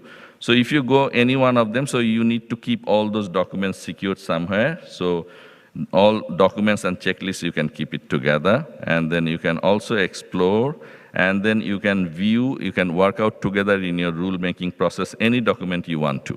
Okay, once you have the access, and then you can fundamentally go to that document and set the permission, and then you can also work together, 20 of you, if there is an amendment. Now come to the critical element 4, which I was saying the most important aspect of it. So we have made first an employee list of the whole CAA. There may not be everybody who is an inspector. So you make everybody, give him an ID and everything, then you come to the ITS, Inspectors Training System, where we have added like area, sub-area competency assessment, which is a very important thing that we had been talking about. Any ITS venue, formal courses, job, and all this. In the Annex 1, 6, and 8, we have 480 OJTs, all is being uploaded. Number of GSI courses and everything is being uploaded. So let's say we want to see a technical stuff, we can also, because our protocol question says we have to have a training program, we have to have a training plan. Those are also being included. And a technical stuff, if we go, we exactly know that what are the courses that he will be doing next. And you see in his courses, level 1, level 2, level 3, under the ITS is the OJT. And the moment he does this OJT, he becomes green as an inspector. If he does not do that, then he is a trainee in the red. Okay? And then if you go to his inside, you will be able to see who was his instructor, where he did that. You'll be able to see his course certificate and everything. And then, yeah, so let's say this is my GSI course certificate. Okay? And then you'll be able to see his OJT, and all of them you can track that, okay, where he is in terms of ITS. Okay, and also certainly we can also do the competency criteria in terms of, inspector's credentials. Here is the competency assessment. You just put anything, let's say director of flight operation, you have the area ops, okay, and then you have, let's say, FY. So if you want to select, your competency will come how many you have inserted into the system. So all of the competencies you can put in for his hiring criteria, job functionality, and everything. Okay, and then similarly, I will not explain to the e-licensing, so it is a similar process. I will come to the C6 in terms of certification a little bit. Certification is a big issue that we see, and if it is automated, it's so good. So let's say we build a certificate. ICAO has invented a very, very nice process, which is the 5-phase formal process, right? From pre-application to certification. So let's say this is on the test beta version, as I'm saying, so I go to details. Here, if anybody applying for an AOC and then your minister asks where is he, you just say, okay, at this point in time, he's at 70% with his 5 phases. Now, how do you build 5 phases? An AOC has AMO, CAMO, ATO, aircraft inclusion, OPSPEC. So all these modules you can create separately under this ABCL line. Okay, and then on the AOC, you create your 5 phases. Now, these 5 phases, you can create any kind of form. So all these form settings, every button is given onto the right, not on the left. You don't have to go to the menu. And then you have a couple of, process is nothing but the events. So it is event detail, evidences, and in the evidence, you put all your material and guidance material together. So your regulation and GM, you can keep it under one event. Let's say this event is the prospective operator's first meeting, okay? And it is a high-level meeting. The project manager will design for 60 days for the pre-application phase. Similarly, he will design rest of the phases here formal document evaluation and certification. And once you complete one event, you click this, it will give you the percentage of achievement that, okay, out of 10 events, how many you have achieved, which is 70%, as I showed you at the onset. And then the project manager will design all these things. So this is a complete automated system where you don't need any papers. Evidences, you put it here, all your evidences. Generate link. This link you can use any across the system anywhere to produce the events for the auditor. I'll just come back to that in a short while. So now you can see all of them also together, and then this is what it is. Now, for a particular event, let's say prospective operators first meeting, you don't have to go to the email and Outlook. You just go to the details. Here you can follow up everything under this event. You can also shoot an email right from here, shoot an SMS right from here. So it goes deep into the subject so that the follow-up can be just found out through the event. You don't have to go to the Outlook and then try to find out the event later on. Okay, and then on the certification issue, finally, we have also thought about, because there are many countries who are like manual and automated in between, So in that case, you need layers of approval. So in that case, approval user management also will give you some kind of approval process. Let's say you can have like level 1, level 2, let's say assistant director to deputy director to director to the DG. So you can create your levels of approval. And then you can certainly go ahead, similar, like a little bit like manual system in the automated way. And then you can also do the print and then come with the QR code for all those certification and everything. Okay, and then we come to the next important one is the surveillance, inspection, and audit, where SI is another important part that whole of the APAC region is suffering. So in this case, let's say a SI that you will be developing under a program for 6 months, 3 months, whatever. Let's say if we go to the details, this is an unique number 4001, under which you will be able to attach your checklist, build your own checklist, and then you will have the action details, and then let's say you have 3 findings. Any one of the findings that I click, okay, it will still carry forward this 4001. So if you carry 4001, that means you can track. Some findings will close in 7 days, some will close in 6 months, some will close in 1 year, so you never lose it. And then you have the corrective action where forcefully for each one of the findings, we are telling the industry to come up with the SMS practice, where hazard identification and all these, he has to fill up under his caps. Okay, so if he has to address any issues, so he has to actually also fill up the SMS part of it, and then he can quickly review that whether he's in the red zone, yellow zone, or the green zone. So automatically when industry says he's at 5A, he's grounded. I mean, often the pressure will not come to the inspector, why did he ground him for any parochial interest? I mean, that's a smart way of doing things through the system. So system will say, no, you have to be grounded, okay? And then there is an exam system. So whole of the exam, you can do that anyway. You can put all kind of exam, upcoming exam archives. You can do the exam settings in terms of subject, chapter, faculty, and then everything with the shift and schedule. You can put all aircraft information before you go to the inspection. So let's say if I go to one of them, so you can add type certification, you can add exemption, owner's information, lessor, lessee, whatever. So all these information, if you put up to the industry, they will actually fill it up and then sort out with you.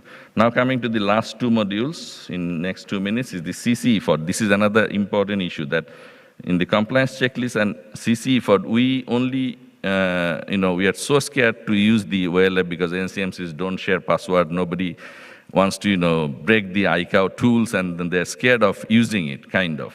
So then if it is a own system, you can file for each standard, okay? If I select any annex, let's say Annex 6, and then all the standards, let's say Part 1, and all the standards will display here, 510 of them. So if you select number 2, and then search, number 2 will come. Now you put your no difference, more exacting, and all this. What is the beauty of this, or difference from the OLF?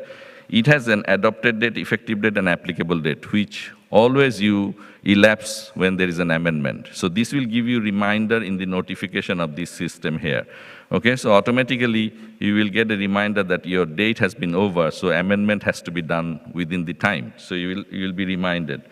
Okay, now on that last but not the least, there is an important thing that which we have done is Annex 17, because APSEC do not have anything automated like use of CMA. That's another important part. So even on the APSEC, all these standards are being already sorted out, 146 of them.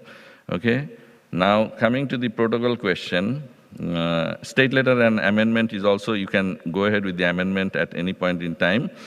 And in the protocol question, PQ assessment, you see, you can attach the MIR, you can have the SSCPQ, SSPPQ, SSPA, offsite, priority, cap items, anything. So if it is a cap item, it will display small little like this. So if I say that, and you can put any kind of program, whether it is a use of CMA, it is a USAP, it is a FAA, IASA, all kind of protocol question.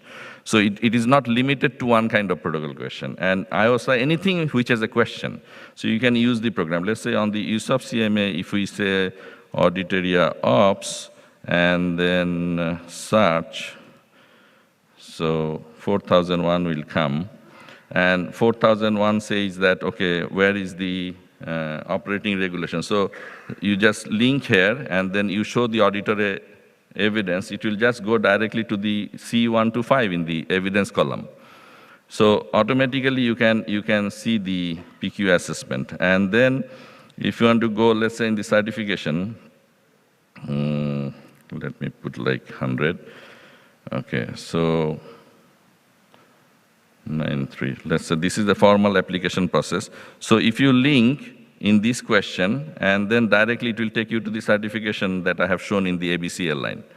So it is in the formal application process.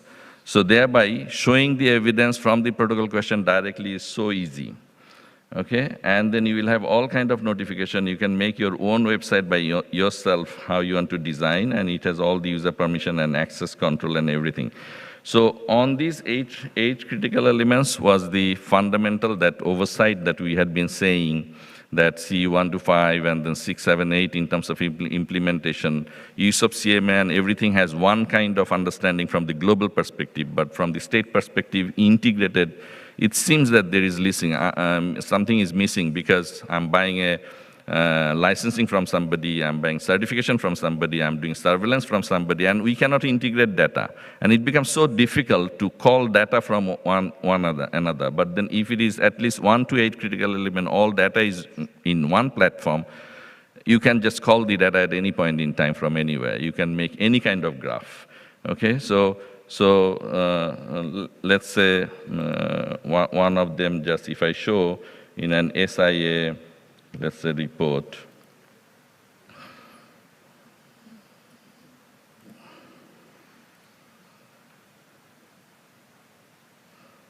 Yeah. So here is the notice board. In terms of notice board, you will receive all kind of information that, okay, how many surveillance has been done, how many surveillance has not been done. And in terms of report, yeah. So there is the notice board that every day whether the surveillance has been executed or not. And then, yeah, so there is a chart report, and then let's say I want to see every make, model, serial report of how many surveillance has been done. This is a bit of live data from CA Bangladesh, because they had been helping us in the prototype. Let's say if I give 2016, because in between it stopped. So you see here by tail number, okay, Boeing 777, how many times the surveillance was done, how many findings has been done, everything you will get as a report. Okay, so SI means surveillance, inspection, and audit, findings, safety concern, how many had safety concern, how many had enforcement, all of them you will be able to find out. So anyway, that's in short that I just wanted to introduce that in the Asia Pacific office, we are not sitting idle. We are doing a lot of things. I mean, this has been done by me, one person alone during the entire COVID time, 2 years. I had sleepless nights to make it, all by myself. So I think that states can take benefit of it, advantage of it. Probably it needs a little bit of partnership here and there. It's a prototype yet, but it needs 2-3 months to finalize. And then this is possible. So I'm not sure where to approach, but then I, as an inventor, I just presented as a beta version today so that things promulgate or you copy it and somebody uses it. I don't mind. So however it is possible, maybe it will augment the oversight part of it, component 1 and component 2, because it has all SSPIA, it has USAP, it has any kind of audit that you name it, you can put it inside with the critical element and the protocol question. And every form, everything, nothing is with the developer. You can do it, change it yourself. Nothing with the developer. So all kind of settings are inside this system. You want to have 3 columns, 4 columns, you want to have 5 checklists, you want to create a checklist, everything is inside, you can do it yourself. You just need a little bit of training. That's it. Okay, thank you so much on this. So we will go to the final part now.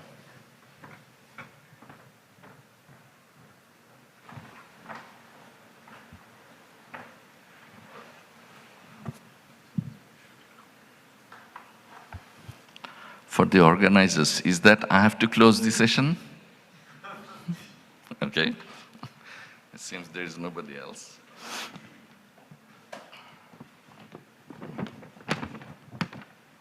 Okay, so first of all, with my session, session 5, I think all of you have enjoyed last 1.5 hour.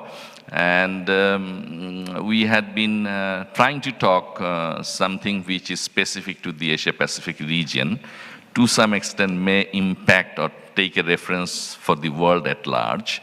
And our understanding is that I came up with, it was a good composition that we came up with the topics especially, because we discussed before that, okay, we will talk about how the Asia-Pacific going in terms of NASP and RASP is an important issue of today's context. And then 2 of the state experience we will take out and then share with the others. And certainly SDCPS is a big thing which is not happening. As I said, that it needs a lot of interfacing and legal issues to get the data and then data security. So that's where we think that it has to be talked out over and over again. Okay, so from that perspective, thank you very much, panelists of session 5, for your wonderful presentation and a good round of applause for them. Yeah.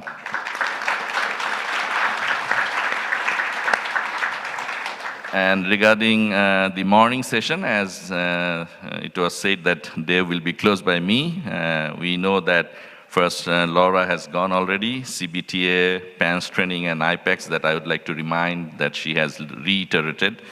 And then we had Robert, who gave a couple of presentations in the last 2 days, where he also talked about the AQP program, which is very important, just to remind you, align our training and then integrate the data, and then emerging technology like virtual, augmented, and mixed reality is another important issue that he has talked about. And then Eric came up with the effective training for the new normal, where he also highlighted with the JA training and then traditional, a comparison he made between the traditional and the virtual training, which is very important, that sometimes we feel virtual training is also quite feasible. There is nothing to discourage. Face-to-face is certainly good, but virtual is, in certain cases, is really good. So also he talked about the CBTA. And then Raymond came up with the retention of the young talents, and then KSA, we know that knowledge, skill, and attitude. On top of that, he certainly added the competency-based training and training data analysis. So that was basically session 4. And then we would like to thank the government of South Korea. Heartfelt appreciation for such a wonderful gathering and then keeping us so comfortable in the last 2 days and then showing us the way to move forward. Wonderful event. On behalf of the House, I would like to appreciate and give a big round of applause for Korea.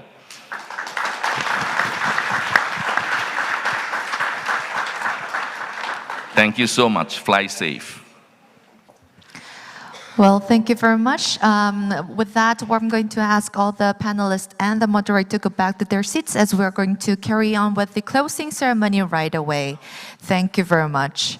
Well, ladies and gentlemen, this is your MC speaking. Well, we have our descent into the end of the seminar. Did you enjoy your flight with us? Well, allow me to go over the 2 days of our time together before we proceed with the closing ceremony. Well, the 6th edition of the International Flight Safety Seminar for the CAAs and operators hosted by the Ministry of Transport, Land Infrastructure and Transport of the Republic of Korea took off yesterday morning. Well, we welcomed all the aviation family crew members on board by hosting the seminar offline and also streaming live the seminar through our official YouTube channel, the IFSSCO. Well, during the 2 days of our flight, under the overarching theme of the flight safety enhancement during aviation recovery period work together, we were able to have lots of discussions. In session 1, we talked about the flight safety management for air traffic surge. And in second session, we talked about the new technology and the innovation for aviation safety. In the third session, we were able to talk about the strengthening capacity building for effective SARPs implementation. And session 4, which is today, we talked about the new training methods for flight safety enhancement. And the last session, which we just had, we talked about the aviation safety management in the APAC region. Well, as we try to make a soft landing into the post-COVID era, well, despite of all the turbulences, well, keep your seatbelts fastened and leave no countries behind. And well, local time currently is 12:56, and the weather is expected to be sunny all the way as the aviation family crew members will be fully on board and will be joining hands to make the improvements and advancements towards the future. And with that, ladies and gentlemen, we're going to carry on with the closing ceremony right away. Please remain seated. And first, we would like to start by watching a video on how Korea is developing its aviation industry. I am Aviation of the Republic of Korea.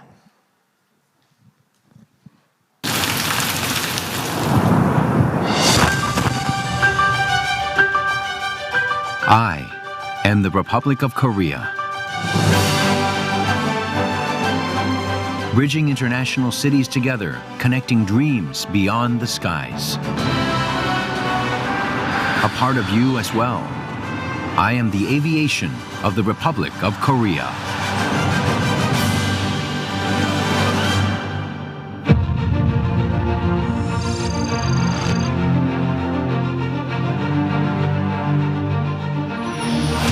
I connect the skies of the world.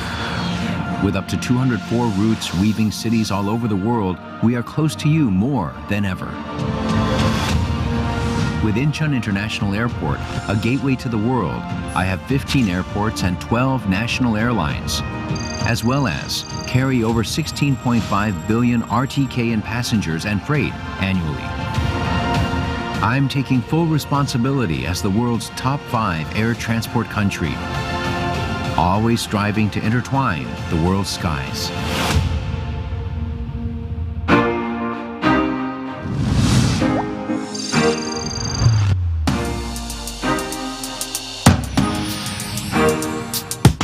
Would you like to go?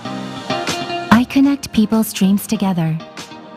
I want airports to be more than just a place to pass by. A place where people can come and have a pleasant experience. A truly smart airport, equipped with fully integrated information and communication technology, enables passengers to enjoy faster and convenient services while maximizing operational efficiency. Even in the midst of the global pandemic, our safe and secure aviation services continued seamlessly. With contactless immigrations and boarding procedures in place, your journey at the airport is safer, smoother, and faster. Though there may be more changes along the way, I'll always renew myself to respond to them. I'll always be ready to provide pleasant airport experience to the people who will soon come and fill the airports once again with hopes and dreams.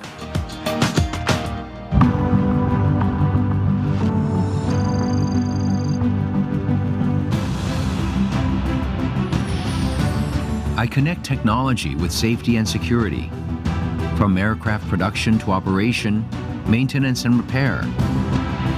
I'm ready to develop innovative aviation technology.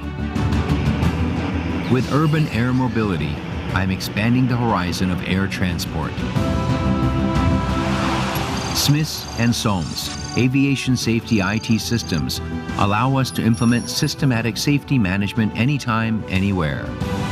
ATFM reduces delays of flights by precisely calculating and analyzing route congestion in advance. Not only have I developed an efficient and systematic safety management system, but our seasoned professionals also continues to participate in training programs. There's a reason I don't ever let my guard down. It is to offer you a comfortable and safe journey.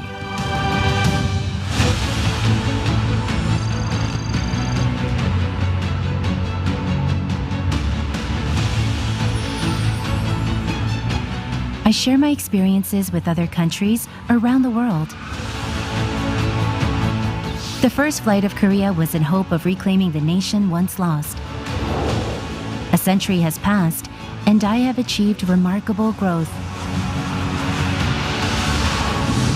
Now, as a council member of ICAO, I am working to advance the global aviation industry, discussing international standards and policy. I'm sharing aviation safety and airport management know-how with ICAO member states, while providing scholarship programs in an effort to nurture aviation professionals. I also joined the global effort to reduce carbon emissions, exploring and sharing environmentally sustainable aviation operations and policies. Thereby, I hope to aid in making our skies and Earth greener. We can't wait for the skies to open up again. I am actively participating in global pandemic responses and ICAO Council Aviation Recovery Task Force. In line with these efforts, I'm resuming scheduled international flights with countries that have the pandemic under control, endeavoring to facilitate safe and sustainable recovery in the global aviation industry.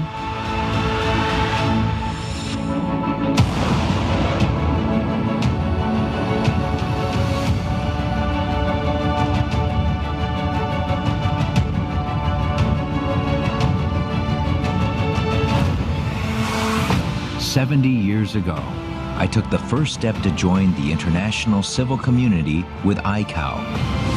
Just like the start, reopening the skies and reconnecting the world, here we are again. I am the aviation of the Republic of Korea."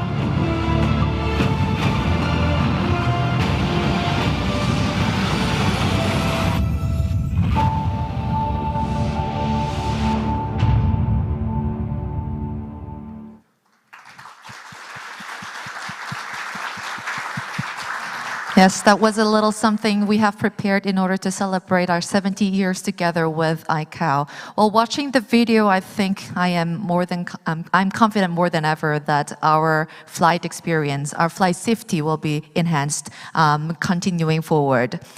And now moving on, I'm going to invite to the stage for the closing remarks Director General Kyung Soo-yu for Aviation Safety Policy from Ministry of Land, Infrastructure and Transport of Republic of Korea. Please welcome him to the stage with a big round of applause.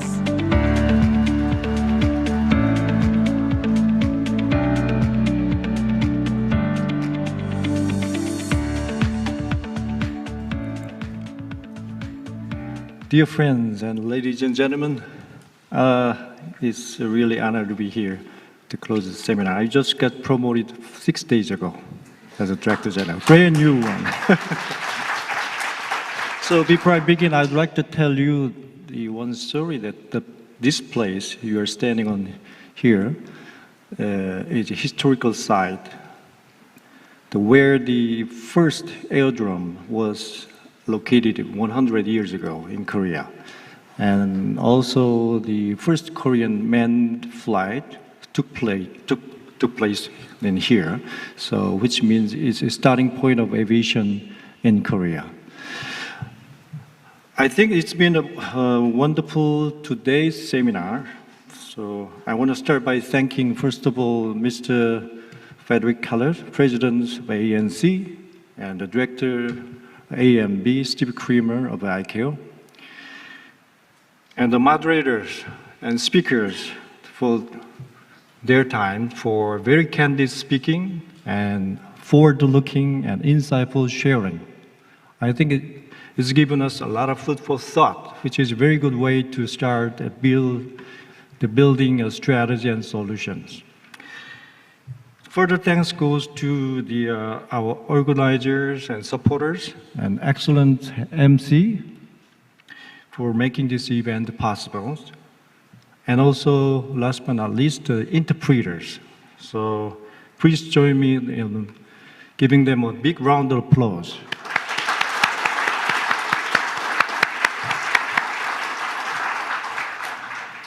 On May 5th, WHO officially announced the lifting of the public health emergency for international concern for COVID-19. It's almost about 3 years after it's declared. It's my hope that aviation industry will be more resilient and more prosperous than ever before in the decades to come. Meanwhile, the many topics discussed over the past 2 days are highly relevant to the challenges facing the aviation safety and industry today. Much has been said about the human resources, human training and performance, operational risk management, and safety data and culture, and regulatory capabilities, financial resources, and standardization, implementation, and regional international cooperation, and modernization of the air navigation infrastructure, and acceptability of the innovative technologies. So many things were discussed. Definitely, these issues will be addressed by all contracting states working together under the ICAO leadership. If I could very quickly share the 3 key messages from this seminar, that would be, first, the challenges we are facing are going to be more complex and less straightforward and unprecedented. That's why we need to work together to collaborate to navigate in turbulent times in aviation. If we do that, we can make a difference. Second, the importance of global standardization through formalization of high-quality standard under the ICAO leadership. And their implementation in a uniform manner cannot be overstated when it comes to aviation safety. Third, the development of new innovative technology for air transport or air mobility is rapid and intense. I see 2023 and 2024 also promise to be another momentous year for UAM and AAM that will change the way we think about traveling in our lives, daily lives. I believe that new entrants to aviation systems is characterized by electrification, digitalization, unmanned, remotely piloted, and autonomous technologies will bring another transportation revolution and further revolutionize the aviation industry. In this regard, the safety platform for global aviation that have been in place for 80 years need to be remain relevant to these change and also be able to accommodate them sooner or later. So the regulatory framework also should continue to be evolving. Finally, I would like to encourage all of us to work together to create better environments that promotes effective cooperation and collaboration at national, regional, and international levels. I'm sure the topic discussed at the seminar will be discussed in the various national and international policy-making forum in future. My hope is that this seminar has provided some direction for future discussion in this regard. In closing, I would like to thank you all once again and close by saying, let's work together. Have a safe journey home and bon voyage Merci beaucoup, muchas gracias. Thank you, 감사합니다. Thank you very much, Director General, for the closing remarks. Yes, I think the one key message that we can take away from our today's flight together would be that we will have to work together in order to enhance the flight safety. Well, ladies and gentlemen, this is your MC speaking once again. Well, I would like to announce that the 6th seminar has now safely landed. Thank you very much for choosing to be here with us during the 2 days. And now I can see that the seatbelt sign is off for the lunch is prepared outside for you to enjoy. So please help yourself. And with that, we're going to end the 6th edition of the International Flight Safety Seminar for CAAs and operators. Well, until next time, goodbye. 감사합니다.